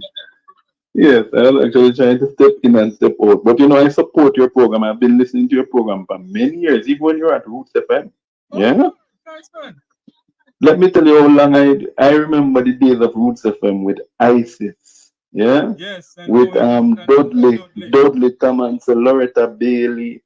Yeah? You see how long I know. So when people hear me on social media talking now, we have from my young days I've been subscribing to. You're still so young though, head boy. Yeah, but I'm in my younger days. If you ask Isis who I am, then she may well tell you. Isis had me on her program and I was the head boy of Tavares Gardens Primary School. Yes? Yes? Yeah. So from then they have this name on your body, head boy. Well, I was literally the head boy. Yeah, but what I'm saying to you, they have this name on you from then. Well, yes, and on topic revived it. Oh Lord! So the back topic, no everything about you, man. That's what I'm wondering. He might be looking through his crystal ball. But on a serious note, Brother Jeffrey, Yes. it is just really sad. And I'm saying any country, and then the misinformation that the man gave. The man said that Canada has laws and the US against misinformation and they're trying to clamp down. I asked the question, so the center right, the right wing fraction in the US now that say anything on them radio program and say anything about the president of the US and Trump, where are they being sanctioned? Where are they being brought before the court? I tell you something, I think the Prime Minister wants to pass some law in the Parliament about social media. I think what he's trying to do. He did not think that they have commenced the process. And I'm asking, how on God's earth is the opposition so silent on this? I'm glad they're not talking because it's topical. But I have been ringing the alarm for the last 3 to 4 weeks on this matter. There is something that is called the It is similar to the Data Protection Act, but it is not the Data Protection Act. Yes? Yeah. It is a new law that the former commissioner spoke of about how can you have reach to people outside of the normal media such as radio or the general media. How can you reach them on Facebook, YouTube, and whatever platform? And so they're crafting laws around that. But if they're gonna craft laws around that, they better be careful that they're not infringing on the fundamental rights of the Jamaicans when they come on the freedom of expression. And they have been known to do that. They have been known to do that, Jeffrey. But they better be careful, head boy, that they don't have human rights group coming on them, you know. No, but this is where they're heading into, where they're heading into, right? Jamaica is heading in. This is a backward and retard move. And let me say why I say it's a backward and retrograde step. Everywhere else, access to information and the freedom of information is becoming more wide, yeah, more accessible, more readily available, yeah. Why then would a sitting administration, who by the way, for the longest while has refused to update the ATI, the Access to Information Act, yes? Why then would this administration then move to put in measures that would further curtail access to information, whether by through Jeffrey, through Wayne Lonesome, through Rattigan? Because if the information that is provided is irrefutable, then it is a statement of fact. It cannot be misinformation. But the question I want to ask, though, head boy, if the Gleaner report that $700 billion of taxpayer money is accountable for the Ministry of Health, is that misinformation? That's the same thing. I would ask the same question. If the Gleaner report that there is 6 parliamentarians is investigated for illicit enrichment, is that misinformation? Let me tell you, there is a generation that have turned truth into lie and lie into truth. And this is the very said administration that is governing the country. What they have done, and let me tell you, I've always said this. Yes, I support the PNP, but it does not mean that in my view, in my expression, I am first a Jamaican. Yes. And if the PNP were doing and making a move like this, you bet, Jeffrey, and I have done it in the past, I was the first to oppose the decision by the PNP previously in the past when we had some, remember when Bobby Pickersgill made a statement about the articulate minority. I took on Bobby privately within the space of the party. When Bobby said it again? Remember when Bobby talked about the articulate minority? I'm talking about Bobby Pickersgill. Yes. Yeah? I remember. I took him on within the private space of the party. There are other statements that were. And I remember also, head boy, when he was at a function, he asked the lady, "Is that time of the month?"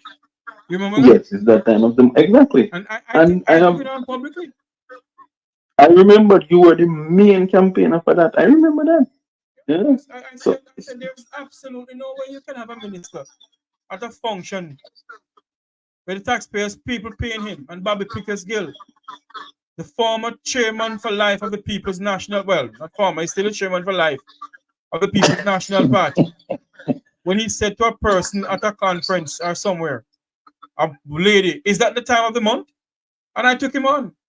So when people gonna come on social media and talk about no, me a PNP, you know hear me take on PNP. I took on the PNP. They don't know your history. They don't know your history. There you go. I took on the People's National Party. When the former Minister of Finance, the great Omar Davies. Omar, yes, I remember those days. Who wrecked this country. I'm afraid to say it. With his physical policies. And talk about no, you must run with it. If you all know what he was talking about, run with it. Go and Google it. When he admitted that he used taxpayers' money to run an election and to fix some roads. As a matter of fact, he was supposed to fix some roads. And he diverted from there to run the election, if my memory serves me correctly. You remember that? But yeah, I remember the history quite well, Okay. and it's an history that we cannot separate ourselves from, Okay. and that is why it is worrisome now that we're heading into the trajectory that we're heading into. It seems as if the more things change, the more they remain the same. Yeah. Hey, boy, wait, listen to me. It doesn't matter what party we're from, we must call a spade a spade.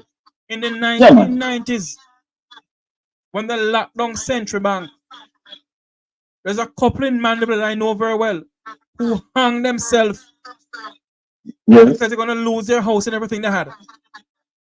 Under Omar Davis financial policies, Moti used to call him Jamaica's world-class Minister of Finance. Yes, I remember. So what are But you it- talking about? Maybe they hear the talk about JLP alone and whatever. No, but you see what I will not do though. But brother Jeffrey, your history is there to show, and what I will not do for any JLP supporter, and what I will not do is to have them ask me to unmask my level of objectivity. The very nature from once you start to discuss, you must be objective. So for me for one to demonstrate one objectivity to them, I mean, would be it's almost because who right now in the media in Jamaica is truly objective? I think, as a matter of fact, I don't know about anybody. That's the point. So when you hear people being accused on social media, it's because social media is bringing the different narrative. Let me tell you, what the Prime Minister did in 2016. Jamaica must never forget it. When he won, the very first thing he started doing was giving order of distinctions and honors to these people You mean all in of the old media. jackass and all of old donkey? Yes, in the and some with who have physical harassment and destruction PhD. Yeah, What you remember what he used to physical harassment and destruction. Hold on there, that boy. You remember when Moti used to call you in the university get of the West Indies? The intellectual ghetto of the Yes. Caribbean.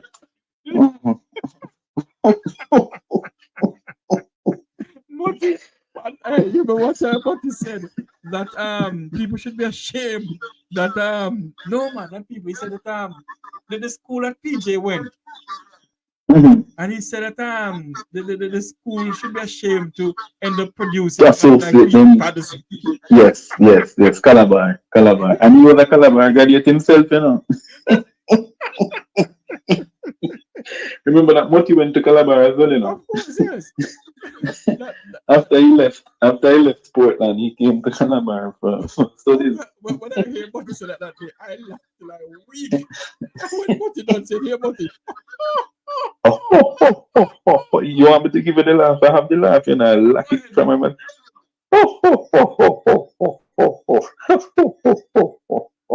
Oh, physical harassment and destruction. Elaine, you hear that? You hear that, Elaine? They end up saying the center cannot hold me and argument the land.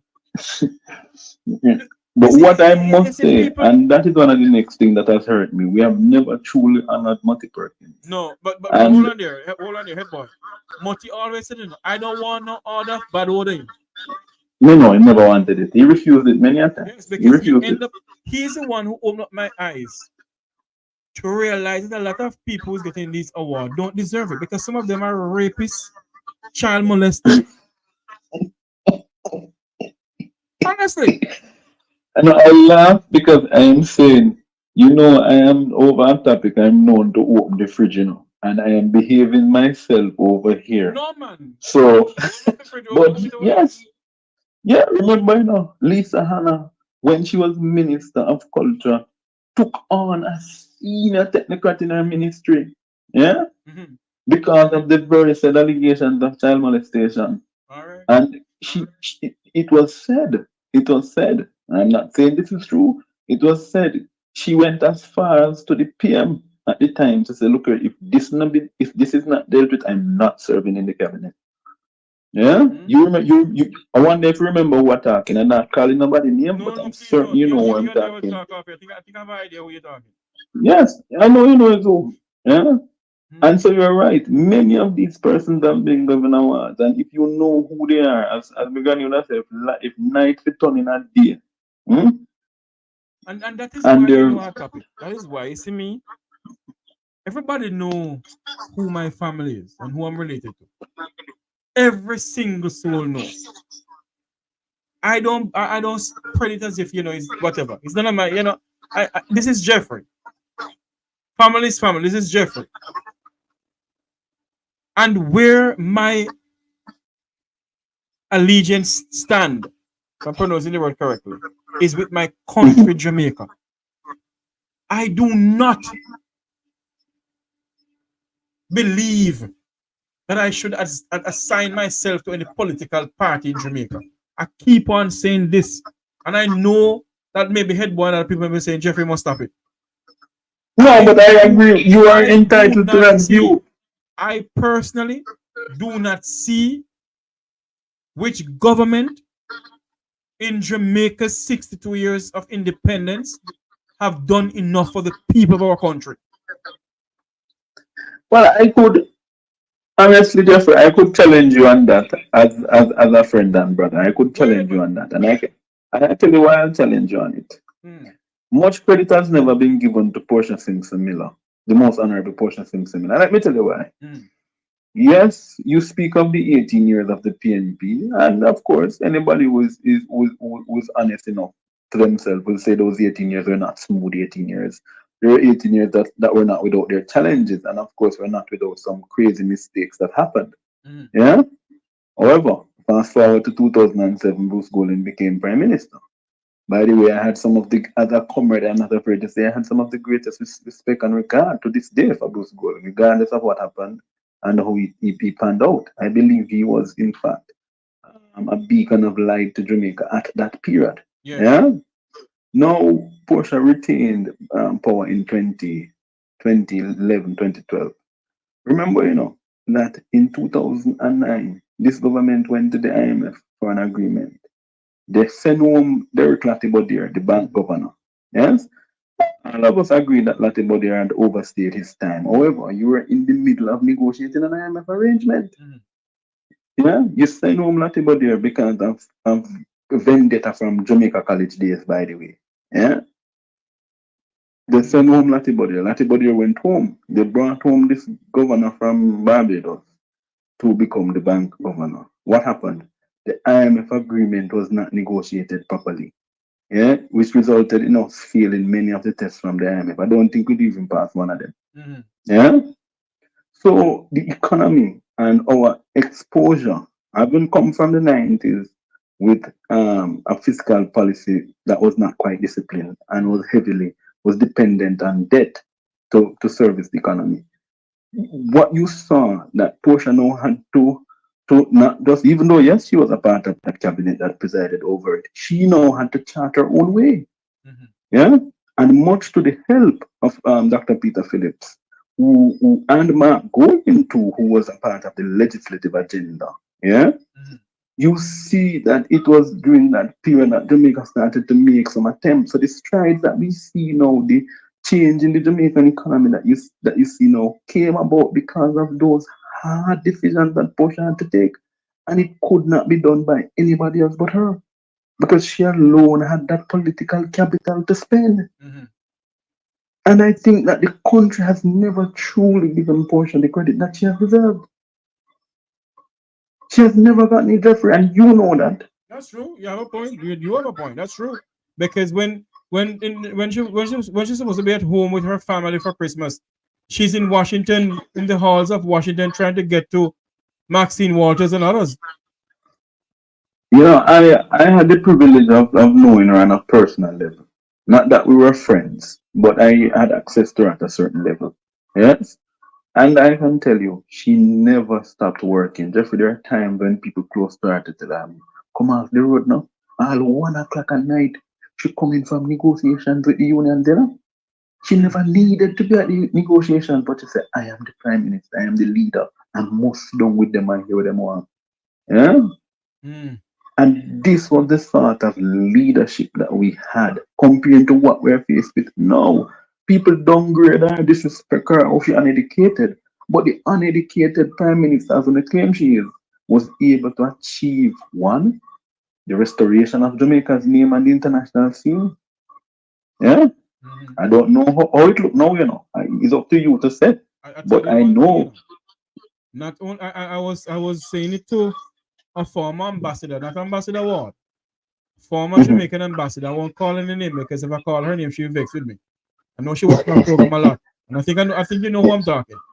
Yeah, I said to her that they need to appoint you to be the next ambassador when the election is called if anybody win, or certain people win, because you have to know do like what Obama did by calling Hillary Clinton as Secretary of State to go and mend U.S. foreign policies abroad. And I said to the former ambassador, I said, Ambassador, they have to not call you to go and mend Jamaica's foreign policies abroad and foreign diplomacy abroad, both in CARICOM and the wider world. Because right now, nobody respects Jamaica. And let me tell you, it is even more worrying. Let's say we're talking about our international partners. But at the CARICOM level, let me tell you something, Jamaica is seen as a pariah. And I shared this on our topics program, and I'll share it here. I had the privilege, as many persons might know, I'm not in Jamaica, and I've never been afraid to say I'm not. Yeah? So I'm not hiding. Yeah? You're not in Jamaica? No, I'm not. Okay, go ahead. But when I spoke to some ambassadors from the Eastern Caribbean, particularly from two islands in the Eastern Caribbean, without calling anybody name. Because remember when we had the Haiti issue going on, right? When they were deciding to invade, not to invade, CARICOM was saying no. CARICOM has been strongly against it, by the way. Yeah? Prime Minister Holness is discussion behind the scenes, and it's not alleged. This is from an ambassador, and I'm certain the ambassador would not be lying. He gave me an explanation that made sense. He said, you know why Jamaica is afraid of negotiating with Barbecue and the others down there? Because he says the delegation from Jamaica is saying if we allow the CARICOM to negotiate with Barbecue, then what are you saying? Then criminals in Jamaica can come negotiate with the government? That's not why, you know. Barbecue have secret for them. Okay, I'm glad you know. But do you know the same man that they have as their honorary ambassador there, that they claim his compound was breached? Yeah? You know he's a part of the oligarchs that's raping the country down there. I have nothing That to say. we gave our honorary ambassadorship to. Imagine and then they use the invasion of this man's premise as a pretext. I told on topic, and I said it would have happened. I said the moment I see them talk about this man's complex and breach, they were using it as a pretext to say Jamaica's embassy has been attacked, and therefore we must go and defend our diplomat. Yeah. That's what I was going to use to get into Haiti. Yes, but it didn't work. Because, go ahead, Sarah, go ahead.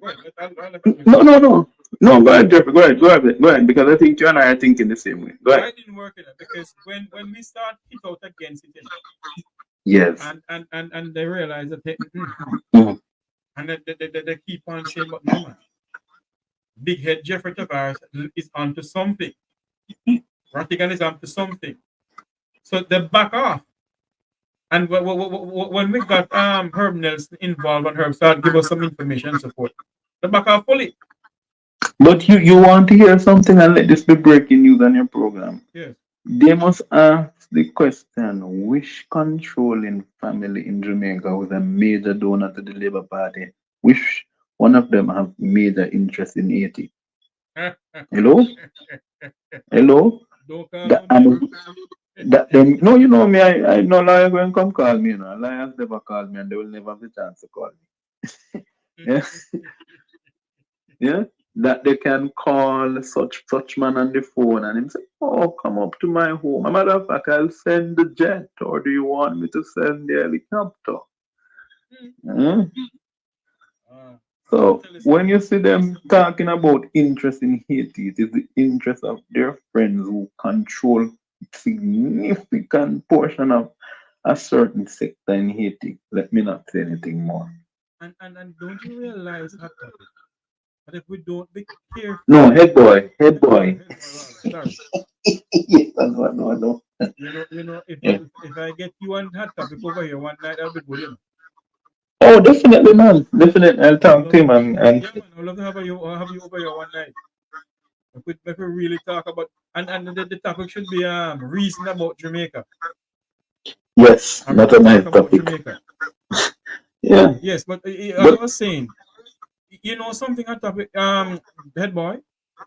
Mm-hmm. If we don't be careful, you see those people of the effluent of society that are calling the people of the Vumbo and the Vumbo. Yes. If we don't be careful, that's how they want Jamaica to become just like Haiti, where the other guards run things. And that is fundamentally the problem in Haiti, and no one has taken a chance to sit down and look and understand the narrative. You know who really understand it? Maya Matley. You remember what was Maya Matley's instruction to CARICOM? She says you cannot go in there and go harm people to go fight forces. What you need to go is go in there, sit with the forces, and have them be a part of the transition. Yes. Yeah, and I am saying, but this speaks to our poor representation in foreign affairs. And let me tell you what I saw. I've never spoken about the march, but what I saw being displayed by the vulgar, and I make no apologies in saying it, that it was directed by the High Commissioner, it is the ambassador from Jamaica to the US that directed the efforts and coordinated that effort that we saw this Saturday whilst you guys were protesting. I know her modus operandi. Yeah, I'm a Parishina, Yes. I know her. If all truth is to be told, them they're greener than grass, Jeffrey. Oh Lord. Eh? To show you how green she is, and we know it in St. Mary. She's the only person in her family who's JLP. Hello? I can't tell you the district from Western St. Mary she come from. I can't tell you anyway. Let me behave myself. Yes. Right? But I am very disappointed in her, and let me tell you why I'm very disappointed in her. She was never this way. She was somebody who, played a lot of role in community and engagement with community. And to see that you're now an ambassador where you're supposed to be an objective person, yeah? Because at the end of the day, you are not representing the government of Jamaica, and you're representing the people. Hello? Jeffrey, I want people to understand what I just said. Ambassadors don't represent governments; they represent the people. But head boy, let me ask you something. Let's go back to the topic of Mr. Morgan and Ambassador Ward. Mr. Morgan, the time could pick up his phone and call the Foreign Affairs Ministry or tell his secretary, hey, call Mr. Foreign Affairs and find out for me if Ambassador Ward was an appointed ambassador and what he earns support. Couldn't you do something like that? Yeah, but he didn't have the desire. His intent was to hurt Ambassador Ward. And I am of the view that Ambassador Ward should sue him. And let me tell you why. Remember that Ambassador Ward, when you're an ambassador, your reputational damage that you suffer is not just from being in Jamaica alone, No. The man is known worldwide. And is not no ordinary citizen of Jamaica that said it. He's a cabinet minister. The right hand, and let me emphasize, the right hand of the Prime Minister. Yes. Who's giving information to the people of Jamaica? Okay. And when you can attack an ambassador like this, somebody who has served the country far way more better than you ever will. And let me tell you, Jeffrey, and this is where I take my leave. Let me remind Mr. Morgan, sir, you have 4 months. Let me see, it's now 6 months. It's now June. You have 6 months and 1 year before you vacate your seat. Yeah? If you can make Romy and Morris in Moko beat you, Moko has never been won by the PNP since 1944. You hear that? We won it 1998 in a local government election, never won it again. And Romy and Morris win it. What does that say to the man who parade Jamaica like him big, bad, and brave? He's behind in his constituency. He is not loved in his constituency. This is the constituency I mean, no, Jeffrey. That is where I'm actually registered to vote. Yeah? So, me nah ask you, me nah ask. When I was just in Jamaica just 2 months ago, I was in the constituency. Yeah? You know, He's I have doing something to nothing. ask you though. Nothing down there. Nothing. I have something to ask you though before I let you go. Somebody is saying that the People's National Party has never built a hospital in Jamaica. Is that true? That's a lie. That's a lie. The Maypen Hospital was built by the People's National Party. All right. What I'm going to do is end it there. Not say more. I'm going to invite you on my program because we're going to speak about something. We're going to show a video of a certain individual, I'm not call no name, who said that the People's National Party has never built a hospital in Jamaica. I know, I hear that. Not study him. I hear him. You know because I know, yeah, lying lips are an abomination, man. And that's his role. I realize that he has been promoted to become the chief liar of the cabinet. Anyway. What I'll say to you, Jeffrey, what they must answer is this question. Who locked down Champton Hospital? Why did Champton Hospital was degraded to a community hospital in 1980? Yeah? A lot of health centers now were flourishing hospitals in their days, you know. Yeah? A lot of major health facilities like Champton. Bruce Golding was born at Champton Hospital, even though I'm telling people they born in Spanish in St. Catherine. But you know, but Bruce was born. Well, really, him could own St. Catherine because his father was from up there in St. Catherine, the almost Maca tree. Yeah. And what they did, they went over and remember that side of St. Catherine is close, so the Bellas Gate area is very close to Clarendon, so they could just go over into Rock River and then head up into Chapeltown to the nearest hospital. It would be easier for them to go so instead of come Spanish Town. But with that said, what the point that I'm making is this hospital in Chapeltown was a major hospital, you know, right? The other day they locked it down for almost 5 years, Jeffrey. 5 years. The people, huh? For what? For renovation. Oh Lord. And when they reopened it, I think late last year, not much was done. You couldn't believe that for 5 years the man just had one small building. You the know, people were served out of this healthcare issue is something that we must address, Jeffrey. It is the reason for what they call the travel advisor in Jamaica now. So with all the noise that Holness is making, is not because there's misinformation, it's because an American citizen published our voice and our video of the hospital, not even tiny tissue she could get there. Don't you think that would become something that the US Embassy would have interest in? No, man, they wouldn't, because it is Wilfred Radigan and Gang of 30 bring down Jamaica. Man. Anyway, brother Jeffrey, you enjoy your program. I don't want to keep you too long, brother. No, hold on, man. There's nothing around here. Where you going, man? Hold on, you're going over a topic tonight. But you know me, no, I'll continue with you, man, Jeffrey. You know you're a brother, no change. Hold on here. Let me ask you a question, though. Your views on the whole Paula, the DPP saga, where they said that they would never take the words of the constitutional court, so they're appealing it now. What do you think would happen? Do you think that Paula will become Jamaica's DPP same way? After everything? No. I think if she does, and then the case is appealed in the UK, yeah, it's going to embarrass them again. I believe that I've been listening to the arguments from the judge, which is saying, and I am worried about the leaning of the judge, yeah, because when a judge is going to say to you about when the Act of Parliament changed, it made her the DPP. Yes, that is true, and it made it. However, remember what happened. It was a constitutional amendment, so you can't be sitting in a post that you were supposed to no longer be in, and then that constitutional amendment goes to you, you know. It has to be for somebody new. But also, head boy. You see what I'm saying, Jeffrey? Yeah, Don't tell me if I'm wrong, you know. But also, there is something that we need to look into. They amend the Pension Act, and by amending the Pension Act, it gives leeway for her to stay there 65. Yes, but then,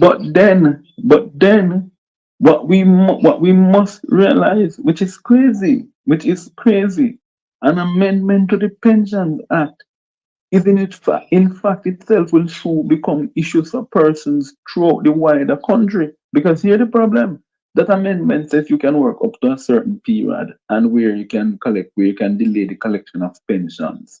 Yeah. No, look at how dangerous that this amendment can be. Because what it will do, remember, this is across the board thing now to the amendments to the Pensions Act. So it means people will be getting their pensions way later than before. Yes. Right. This was something that was mandated by the IMF for a long time, and Portia delayed implementing it. She said she could not do it.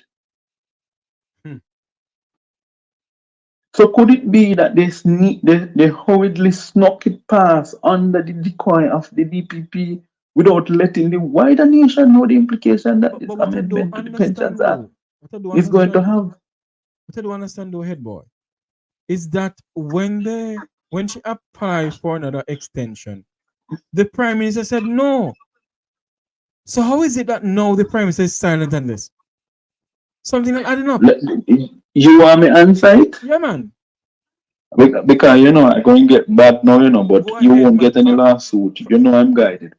No, when you have a case like somebody being killed in a house in Barbican, yeah, would you want a DPP there that you can have a discussion with? I'm just asking, you know. I'm not saying that is what is happening. No, if it were me, I would want the DPP there that I could call to find out what's happening with that case. True. No, when you have not only in that Barbican matter, and this is the first that it's going to maybe be said on your program, when you have in the file a sitting cabinet minister being present at the time, during the presence of the police, when the police came to the home, the cabinet minister was there. Hello? At that time, he was the cabinet minister. He wasn't a cabinet minister at the time. He was an MP. Yes. Right? That's one. Two. Let's look at this one now. When you have the Coral Reed saga going on, do you need a DPP? When you have the Nessal case, because people forget about this Lawrence Pommel's guy, you know. Yeah, almost $200 million in cash in his house. Hello? The phone in his house? Oh, you never hear. I don't remember that one. You need to go back and go look. There was no. It was over 200 million stolen through his activities, but they found 20 million in cash in the house. My bad. My bad. Yes. But it was the same director of Nessal. By the way, this was where the Warren lady was put at Nessal, who is the cousin of Agintai. Yeah? Oh. Right? And she is supposed to be before the court too for some misappropriation where Nessal is concerned. And it is a matter for the DPP. So I'm saying to you, I have said this to say this, and there are more cases I could bring up that is closely linked to the government that depends on the ruling of a DPP. So that is why maybe they don't want her to go anywhere. Right, and it is sad to see a constitutional office like this, right? That ought to deserve the respect. Do you think I feel good to be speaking about the office of the Director of Public Prosecutions this way? No, because it might. No, because it might be the very same DPP who has to defend a family victim of mine in court. Yeah, and prosecute the person. But when you're looking on it also, my good friend Headboy, based on what the DPP admitted on nationwide news that she has dealt with tainted jurors before, I think Jamaica's credibility abroad has been broken. No, it is obvious. It is obvious, and that's true because she heard. Remember what the landlord said in the UK now. If it were in the UK, would this case be allowed to continue with a tainted juror? You hear what was her lawyer response? No. Yeah.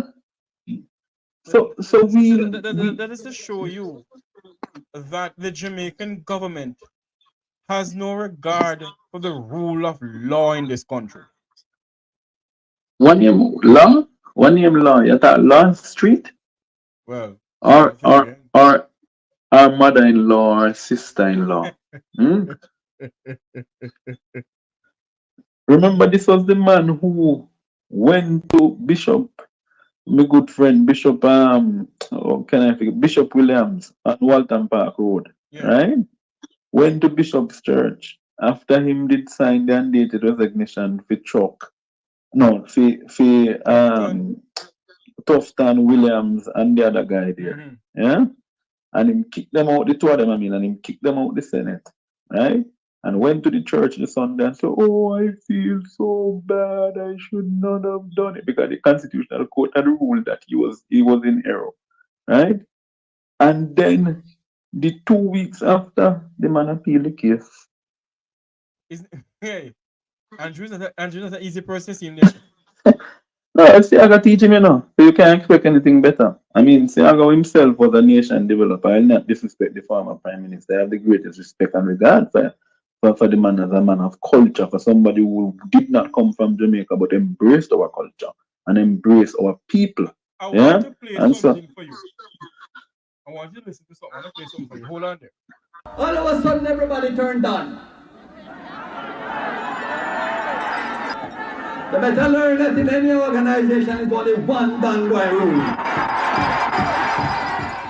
And today I say to them, the door is open to retrieve your position.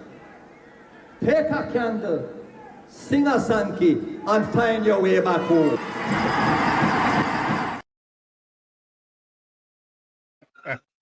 You remember that one? Yeah, man, I remember Capo, man. That wasn't Edward Siaga speaking, it was Captain Siaga. All of us, everybody turned down. I wanted to know there's only one done guy with this organization. Exactly. And let me tell you something. Who taught the current Prime Minister? The great Edward George Philip Siaga. Siaga. May God guide him and perpetual light shine on him. My good friend. Thank you for coming on. Yes, teacher. As per usual, no problem, my friend. All the best. Yes, man. And remember, I want to get you on hot topic over here one of these nights. Yes. I'll have a discussion with him. I will definitely try. And I will also look on the information, read the hospitals, because it's a very, very, very good homework you have given me. So I will do my research. I want to know, and I want you to, when you call me and tell me that I'll tell you why I asked you. Okay, my friend. All the best. Have a good night. You too. Okay, bye-bye.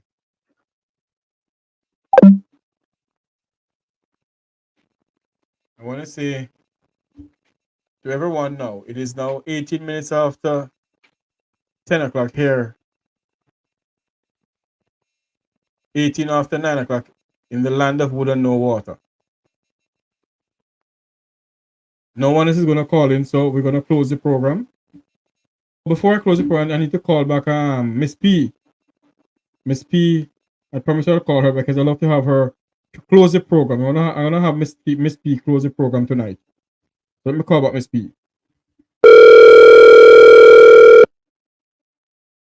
Miss P, I want to have you close the program. You see that Miss P fall asleep?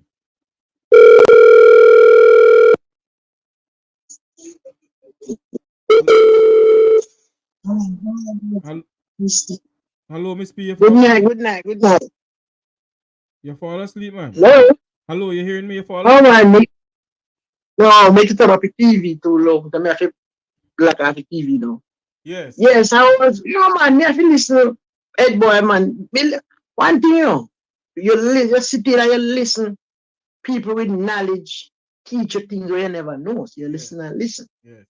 But my thing, We still young and we old, and we have a younger generation that come, Jeffrey. Mighty God of that. What we are teaching.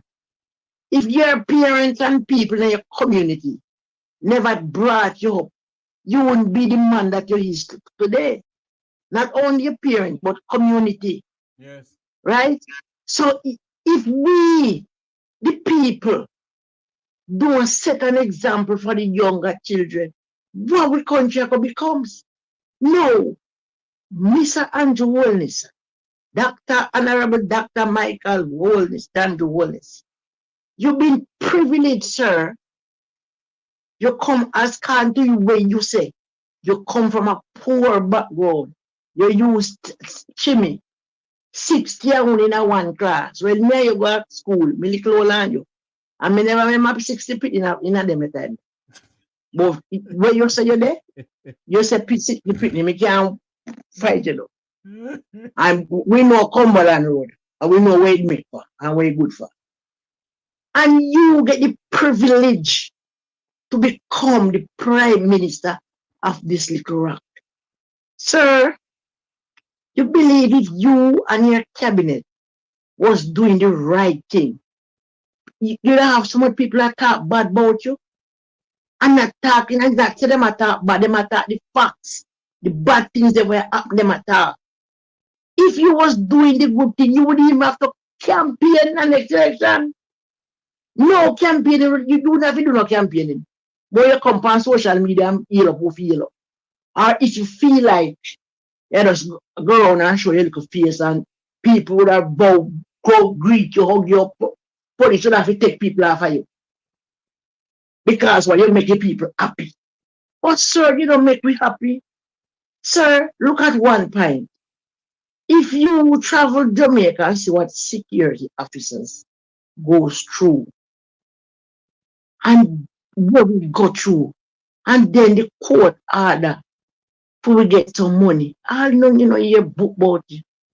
Who stand up for the people? Eh? You have more security officers in Jamaica than police officers. We go through abuse. We go through the most disrespectful thing. Are we not human beings? A person who sweep the market, a person who sweep the street. Imagine those feces and those mess them have to go through.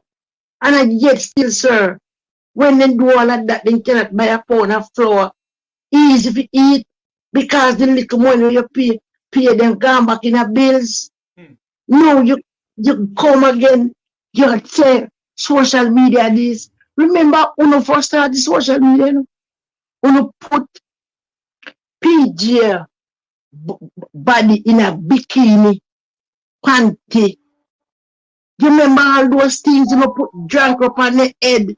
And social media used to do it. Yes. When you call PJ the worst thing. Did you ever hear that man say, I'm going to lock up nobody? You have a tendency and you're not putting a stop to it. The young man during the pandemic, when they might tell if he's staying, the people frustrated, nobody, Jamaican people don't used to not staying, and he causing two clot and railway. And Steve McGregor go and take the young man, run on bed, sir. There's one that watch you again, and police put the man and tell him if he apologize. And he was a prime minister, me expect him to come out and say, guess what, man? When the people them attack, they're not threatening to kill me. Low people make them chat. One thing me know. That is not wrong. One thing me know. You see, from I don't threaten the Prime Minister's life, and I don't do anything for him to take me to court, Jeffrey Tavares, I apologize to nobody. The worst. I said what I said, and from it, it's not anything that's going to bring me to court or anything. I will not apologize to no one. Because Pastor Chambers, Pastor. Number one, you disrespect me as a Jamaican citizen by walking out and me out of the parliament. I didn't apologize to me. Go ahead, Miss B. Pastor Chambers said God saying whatever. We know long time we were preachers said God saying whatever. You send man fee, police go fee him like he commit crime. Have him from Center to Kingston, lock him up. Mr. Wallace, you need to sit down, sir, by yourself. You know the funniest thing? I remember the yeah. You know the funniest thing, Miss P? Even if I know him did send the police go there. Right. And you hear people say him send police. And I come out and said, no, I did not. He didn't come out and say I call the commissioner and say, Commissioner, I can't tell you something. Tell your man them say, when they hear people attack, leave people alone. He didn't do that. And it continues, sir. People remember those things. Sir, you come here to the parliament and you say you have intelligence, Cranksman, take away all Clifton. And you take the whole insecurity force and you go over there, sir. My God, Mr. Wallace, look at yourself. How you feel when the bulldozer and broke down the people's house and the land belongs to you, now your parents. Every land of Jamaica belongs to Jamaican. Our forefather, including your own, has give up them blood, sweat, and tears for this land. And if it is a government land and people live on it, if you need the land for development, you go through the court system. If not, you cut up the land and give the people them. You say you go give man people and pepper. Eh? Oh, you think we forgot those things, sir? You go back again, you say, in the pandemic of poor people, we are buy pound of half a bread and whatever, and spread the pandemic. And no for we never travel, we never know. We don't know America and go on TV, we see it. You remember all those things, sir? You remember all those things. And during the election, you go away, I can go promise you them sitting again. And then you come and you make one, but you make three sister market a watch it, all of the ground can broke. You come a brownstone the other day, say I broke land for water. And you promise them little bit below this Silicon Valley. Brother, you make too much promises and none of fulfill. Hold on, Miss B. Hold on. What you say, do? You go to our class, go do what?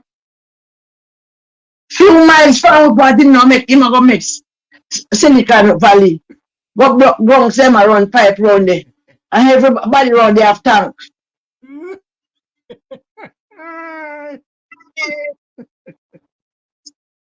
Mr. Wallace enough thing, Mr. Morgan come out and disrespect the people. Don't your wife come and talk right there. So we start everywhere where PMP live. Garbage did it. You feel realize politics is a thing where swing. When you win the election, PMP vote for you and PMP stay home. When Labour right win, when PMP win, Labour right vote for PMP too. So it's just a better one win. And we're gone and you talk about social media again. What Mark Golden have done to you, that regardless of the politics of gone by the man's wife. Have you ever seen Sandra Golden in a parliament? It's not really him go on Sandra Golden. It's Keisha Mack talking about Sandra Golden. Keisha Mack and then Eli Clark are going to say, Mark Golden bring your wife at the age of 14. And you don't come out utterly, publicly, sir, and say, look here, man, I never tell them that. And you rebuke them.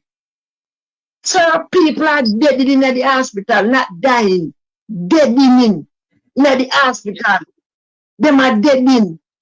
The lady cry for Miss Gloria Smith. She bought the pill for $95,000. How much family member can 1 week of pill she buy for her mom for 95,000 Jamaican dollar? How many Jamaican can afford that, and yet still the lady not get the pill? The nurse I go tell her, say, you know what pill there. Sir, those things are damaging. Right? A tourist come here in a hospital and ask for toilet paper, no, there. Sir, those things are damaging. them there's something they can't be right. So people, $15,000 cannot feed nobody at Jamaica. That is the reason why the young man them turn to chopping, scamming and whatever no one call it. Because there is no future. Mr. Holness, put on back your human side of you. No, you send your kids go school, 410 CXC, what you have, call center, hotel. You ever go down at the hotel and talk with the common people in the hotel where they work? This is the way they go through. You ever go to the call center and look for them paycheck and then tell which spot they live on, they come, sir. Mr. Wallace, are you not a human being? So when they come out and attack them things, people feel it. It hurts. And it hurt deep to Mr. Wallace. Mr. Wallace, me I talk to you. Look on you want to pick me where I'm missing a Jamaican woman where I'm murder. You when you have jail and they say jail them as what you call it now.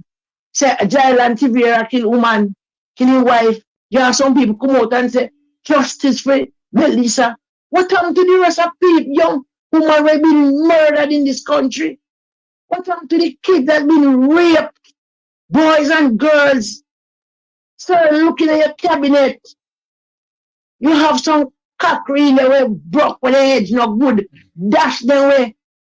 All the time people say when the cockery broke a destruction. So for the cockery plate broke, you dash the way. Hold on, Miss B. So, who are the cockery in the cabinet? Yes, because if you look at your cabinet, it's alleged. If I put this 49, I know 49. I'm in there. And you must 48 and you make 49. Out of the 49, you might have find 5 members of parliament in the Labour Party right now as we speak. We're not tainted by some theft and mismanagement of money or some corruption. If you find 5, you find enough. Rather than looking at ourselves, why would we take up a pen behind a screen and vote back for you? For what? We don't want nobody come feed me. We want you to make the country a better place that we can work, live, respect, and do business. That is what we need. JPS in our neck. And nobody talk. The Chinese them and the Indian them come here with bare face, would have sell we. Them a poison we. And nobody know they can defend we. We all right, we work for what umpteen years. And we have to contribute because it is mandatory. NHT. And you can't get a house out of NHT. You tell we say 3 a week.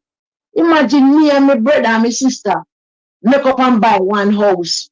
My brother have his wife, my sister have his husband, me have my husband. And all we are 2 picnic in one house. Brother, what kind of life that I gonna live? When we own a Saruku, we own a Saruku. What kind of life that, brother? What kind of thing that? Miss B, what's it? 3 we live in one house with 6 picnic. No poverty are turn with it, brother. And what we do? Ruku on this one, Ruku on this one. If we want to play Jeffrey Tavares for a radio, we can play reload car. My brother run us want to play something else. My sister run us want to play something else. Talk the truth. True. What kind of life them you want to turn me, brother? You come out and say every poor man fi have them castle. How we all get a castle? Tell me how. We come and we get a honest job and we can buy food and we go get castles.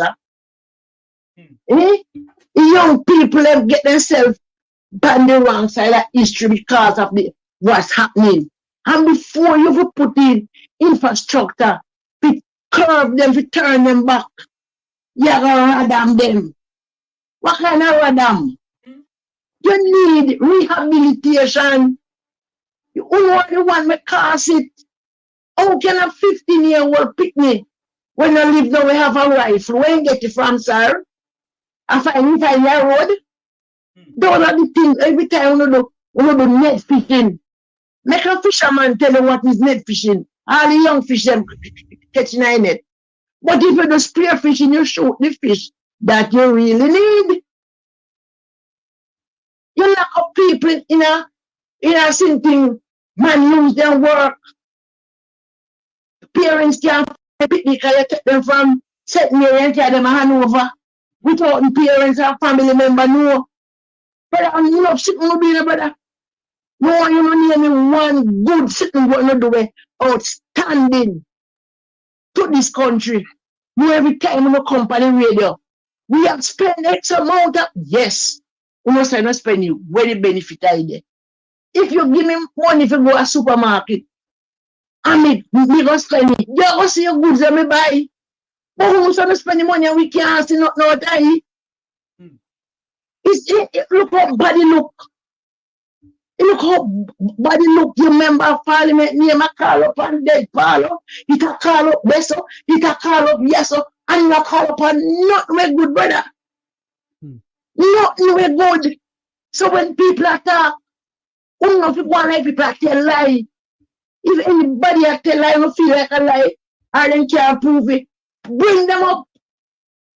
Bring them up just like how me know. Like how Ratigan sue next time I can female. And you know get more too. Keisha Mac, all when you go to 40 days prayer and fasting, you can't survive Ratigan judgment. If you know we're not talk about people. So you know, Prime Minister say, I'm going to reel in people, I'm going to reel in. When it comes to politics, people throw them word. First time people just throw rotten head, knock pot cover. But nobody never goes so low. Sandra Golding is not a woman when in a parliament. When you look at the woman's private life, Sandra Golding born in 17 July 1961. I was born in 19 July 1965. I'm going to talk about the man doing. Yo, when Mark Golding do, you want to tell me which part Mark Golding thief, what in thief, when in thief. We know. We want to talk about racism. Michael Manley was a white man. Bob Marley a white man too. Same way so. And one of the Appalachian people who want business at Jamaica. A white man. Buster Manty was a white man. Norman Mandy was a white man. So where you come from? Look at the name them, the Easters them, the Mafu them. They want a white man. Them for them 4 parents in fight bank. In work bank, sugar cane plan. No. But you must have said, out of many one people. So that is it. Mark Golding born at Jamaica. And his grandfather was a doctor in Muma Banya. So if he get something by the descent, nothing wrong with that.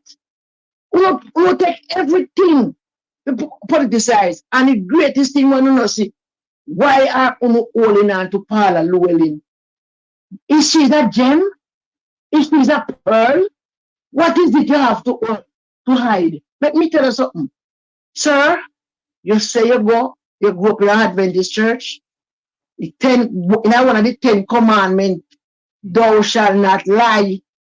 You say you don't do all the lying and chicken business, it bounce right back on the face. So if you put part of the will in there, it will bounce back pound. Miss P, hold on a minute. I want to answer a question that Colin wrote in the chat. Colin from Canada. The question is this. Did the JLP get $1.6 billion to push gender equality rights in the LGBT rights in Jamaica? I'm going to make something categorically clear this afternoon or tonight on this program here. Until I can see evidence that the government of Jamaica signed on to something like that, I personally will not speak about it. I'm not aware of it. I've been hearing some rumors about it. I haven't seen any paperwork to it. As a matter of fact, I haven't digged to find if there's any paperwork or any news about it. But based on what I am seeing so far, I have not seen anything or hear anything. So I will not comment or say anything about it. Go ahead for me, Miss P. So you can see clearly now, Jeffrey and the other men there with them don't talk wolf, then talk facts. Jeffrey say he hear about everybody I hear. But until he get a paper, we can substantiate it before he talk funny. So everything these people talk are facts. And them are sure know what happened. So when you call the people are cause a lie, them are tell. If I'm never tell a lie for me, you know, and when me die poor again by chicken back, you know. But many are gonna be out. But when people are talking truth, we don't just kick back and learn from the mistake. And that's what we do. But sir Prime Minister, you think yourself too big, too large, too in charge to accept when you're wrong. And you walk up on people and do everything. You go in a court, in a house of parliament, and just a pass law, 50 to yourself. But look into this. You know, so one day, when I go dead, I know pick me, I go left here. And to the new constipation, we don't know what to talk about. And to those church people and who's ever signed up on it. You know, if members of the constitution what we live under now, and if we sign it, we come back and see it. I people before we. So when you know make one now, you know if you make one for the people them to come. Because generation to generation, do what God. You understand? So when we have been there, we want people who hold prime ministers and ministers of government accountable. Who need no bigger no law, no bigger no body. Not because we take the poor people and send them to prison. The foolishness and when the hierarchy man them rape and kill, murder and kill people who did not come out all them blatant things there. Patrick Bailey man dead na Patrick Bailey. Tell me Jamaican people and our Prime Minister, tell me something. You believe if police find one dead man in any ordinary Jamaican house, that the first the police said there's no force entry, but yet didn't get multiple stab wound and gunshot and no force entry. In my house, I don't make their force them a go on. So I make Patrick Bailey not get no old. Eh? But enough things you do now people see it, you know. You know, bias, you know. Look at the amount of coke we find at St. Mary. And yet if you don't find a youth with 2 pounds of weed, you know, lock them up and fling away key. Brother, them thing they have fear. Tears is a language. Brother, tears is a language that God understand. You know, have a civil servant, them do everything in their country. You know, force them to take 20% raise, but you know, gonna say 300%. Mighty God of Daniel, where no heart come from. Doctors and nurses and security guards and helpers can't buy a good night dinner. Eh? Can't buy a good night dinner. No ventilators in the bed. Oh Lord. Well, let me speak. Somebody's asking in the chat room, what about Shaggy Money? The foundation for the is it Victoria Jubilee Hospital? No, the Bustamante. The Bustamante Hospital. The money is in a bank account at Scotia Bank. No one has touched that money all now. No one, because I don't think they can give to the organization, the organizer of the Shaggy Foundation, how they're gonna spend the money. I'm not sure. I'm just saying that I don't think I've given them any paperwork to say how they're gonna spend the money or whatever. But the last information that I have, that the money is still sitting in a Scotia Bank account in Jamaica.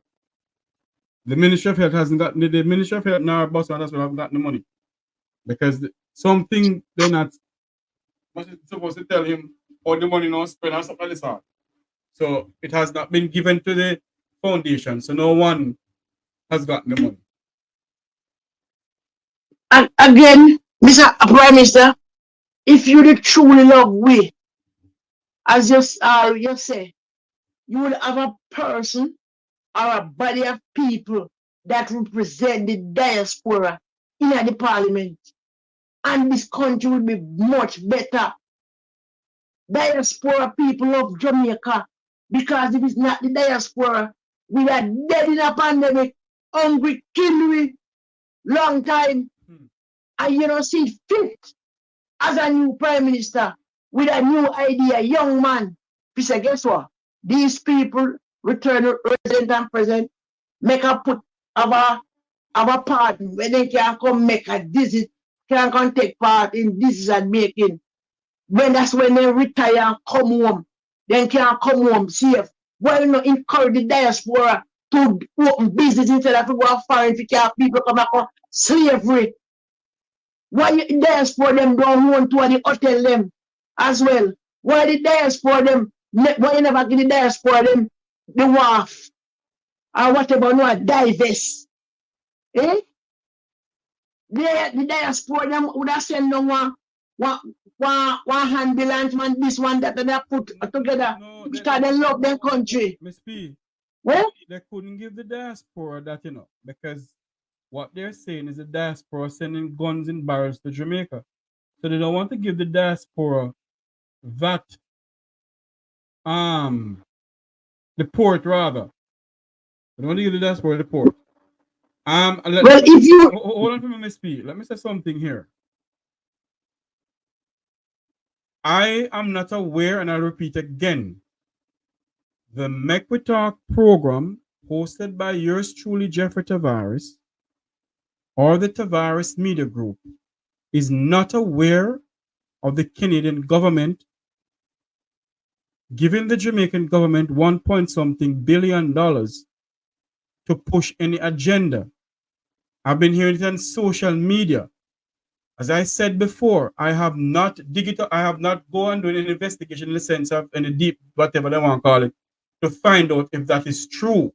Until I do so, I will not come on this program here and say XQYZ. I am not aware. I have been hearing about it, but I have not seen enough evidence to say yes, it is so. So I will not speak about it. Miss P, you have about 3 more minutes, leave, ma'am, that we can wrap up and go to my bed. You go to your bed and I go to my bed. All right. Right? So that is the thing where I say, if give the diaspora them a place in the parliament, brother, diaspora standing. Look how Western Union line long. Look how Western Union line long. People working out and them not get no good treatment. Only because Jamaican people are resilient people. And right now, we want to take resilient out of people them. Right? So, sir, with all the shit bang around where you're going and the social media, this, and you come out and say one thing, and your cronies, them I do other thing. Fix it, brother. Got them gone too deep at people business at their life and people and accuse people wrong. And to Mr. Mark Golden, Marky G, may I beg you, sir, deal with them with every blood that running at you. Set an example out of them. And when them pay, make them pay. And if there's a way if you fine and confine, you make it go. I'm not a liar. But me, I say my opinion. If there's a way to make them fine and confine, that means prison and pay. Do it. And if they're not having money in a cash, take the asset and sell it and put the money in a charity. Show them say you're bigger than them. Right? And come after Mrs. Golden. Mrs. Golden, that she named Lady Golden. You never hear that woman in she bang around. No out order. And Mr. Andrew Wallace, as I depart, my word to you, sir. Fix it. Fix it. And when they write your speech, hold me ahead, read it before. Hold me ahead. Think. Put on a thinking cap. Throw away the PhD now and take on the common sense. And try something. Although it's late, but try something. Every time you open your mouth, sir, you create more enemy.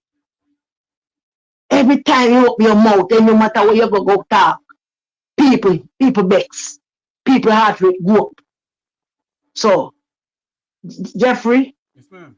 and the crew, that me have to say. And Mr. Wallace, remember this. Before God and all mankind, I pledge the love and loyalty of my heart. Listen the pledge, the wisdom and courage of my mind, the strength and vigor of my body. In the fellow of my citizen, I promise to stand, listen, I promise to stand up for justice, brotherhood, and peace, to work diligently and creatively, to think generously and honestly, so that Jamaica may, under God, increase in beauty, fellowship, and prosperity, and play a part in the welfare of the whole WHOLE human race. Mighty God of Daniel, you know, forgot that. And with that, good night to each and everyone. And I hope if Mr. Wallace, if you know here, make somebody here and tell you, fix up yourself, fix up your people them, and will be better for the country. Because right now what I do is an utter disgrace to Jamaica and Jamaican people in a Jamaica and out of Jamaica. And I yield. Thank you very much. Have a good night, Jeffrey. Yes, Miss P. Thanks very much. Have a good night too. You too. In the unlikely story, there has never been anything false about hope. For when we as Jamaicans has fall down impossible odds, we cannot, impossible odds, when we have been told that we're not ready, or that we should not try, or that we cannot, generations of Jamaicans responds with a simple creed that sums up the spirit of the Jamaican people. Yes, we can to justice and equality. Yes, we can to opportunity and possibilities. Yes, we can heal this nation. We remember that there is something happening in Jamaica, that we are not as divided as our politics suggest, that we are one people, we are one nation, and together we can bring the change that we need in Jamaica. For all those Jamaicans whose cares has been our concern, the work goes on, the cause endure, the hope still lives, and the dream for a better Jamaica shall never die. With the words that will ring out from Negril Point to Moran Point, change must come to Jamaica. May God bless you, and may God bless Jamaica land we love. Have a great night, everyone. Remember to like, share, and subscribe to the Make We Talk Jeffrey Tavares YouTube channel. Until you hear my voice again, God bless you. And thank you all very much for coming on. Alicia, thank you for Alison. Thank you all for coming on. Thank you very much. Have a great night, everyone. I feel tired. I'm going to go to my bed now. Thank you very much. But you must all remember one thing. Remember one thing, my fellow Jamaicans, no matter where you are in life, remember that Jamaica will always be a home. The home that is in the middle of the Caribbean Sea. And as what this man said, as what this man keep on telling us. I've always said to people, do not trust the words of politicians.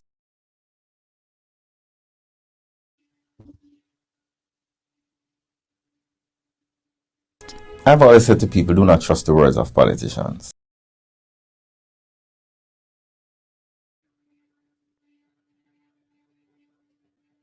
I've always said to people, do not trust the words of politicians.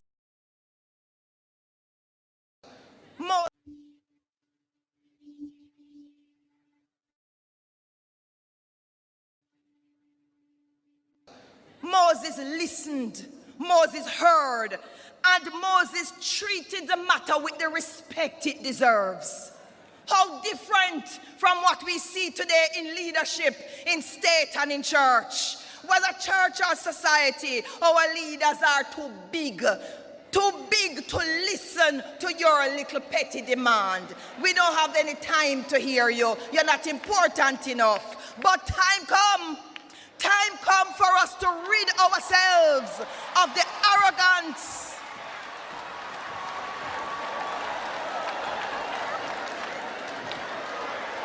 It is time for us to rid ourselves of the arrogance exercised by the gatekeepers and the enforcers who have beaten the word of God into weapons of injustice, weapons of inequity, and weapons of gross iniquities. Some of us, and many of you, can attest to the arrogance that you have experienced at the hands and the pen strokes and the taps of leaders and those in positions of power who determine your future by denying you your rights in the present.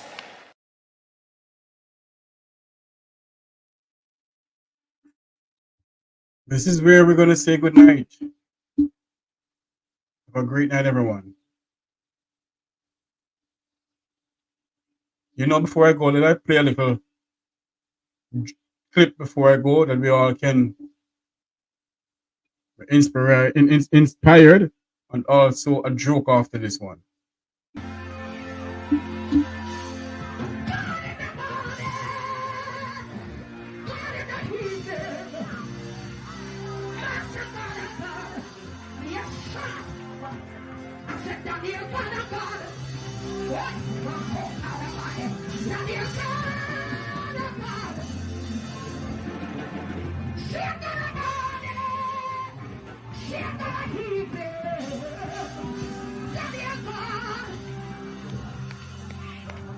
I said, don't you trouble Zion. Where you go, Coco? Don't you trouble Zion. Somebody touch my God. I said, Zion of a key. To open singers on. Don't you trouble Zion. What a church said, oh, yo, yo. Oh, yo, yo. Let's shot.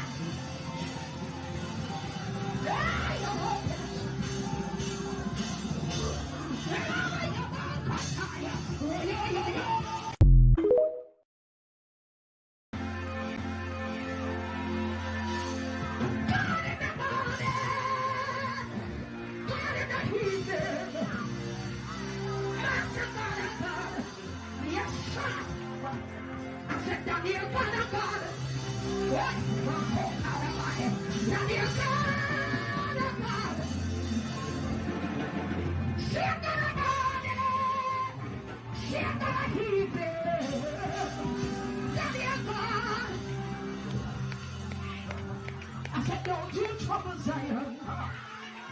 Where you go, Coco? Don't you trouble Zion.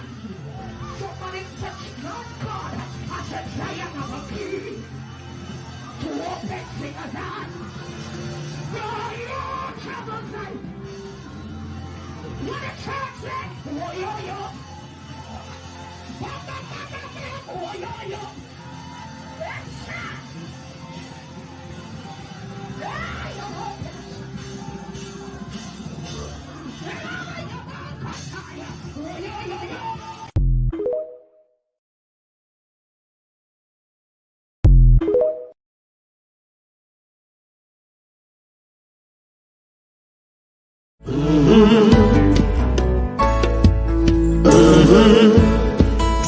When the game gets rough and this life just seems so tough, make we talk, my people, make we talk. When this town becomes an ugly place, don't let it erase the smile from your face. Make we talk, people, make we talk. Conversation is the key, a guiding light for you and me. Spark a talk and you will see. Conflict solver A to Z. World leaders master the art of self-defense just by talk. So people make we talk. Hey, we're living in a world that on ourselves we must depend. Make we talk.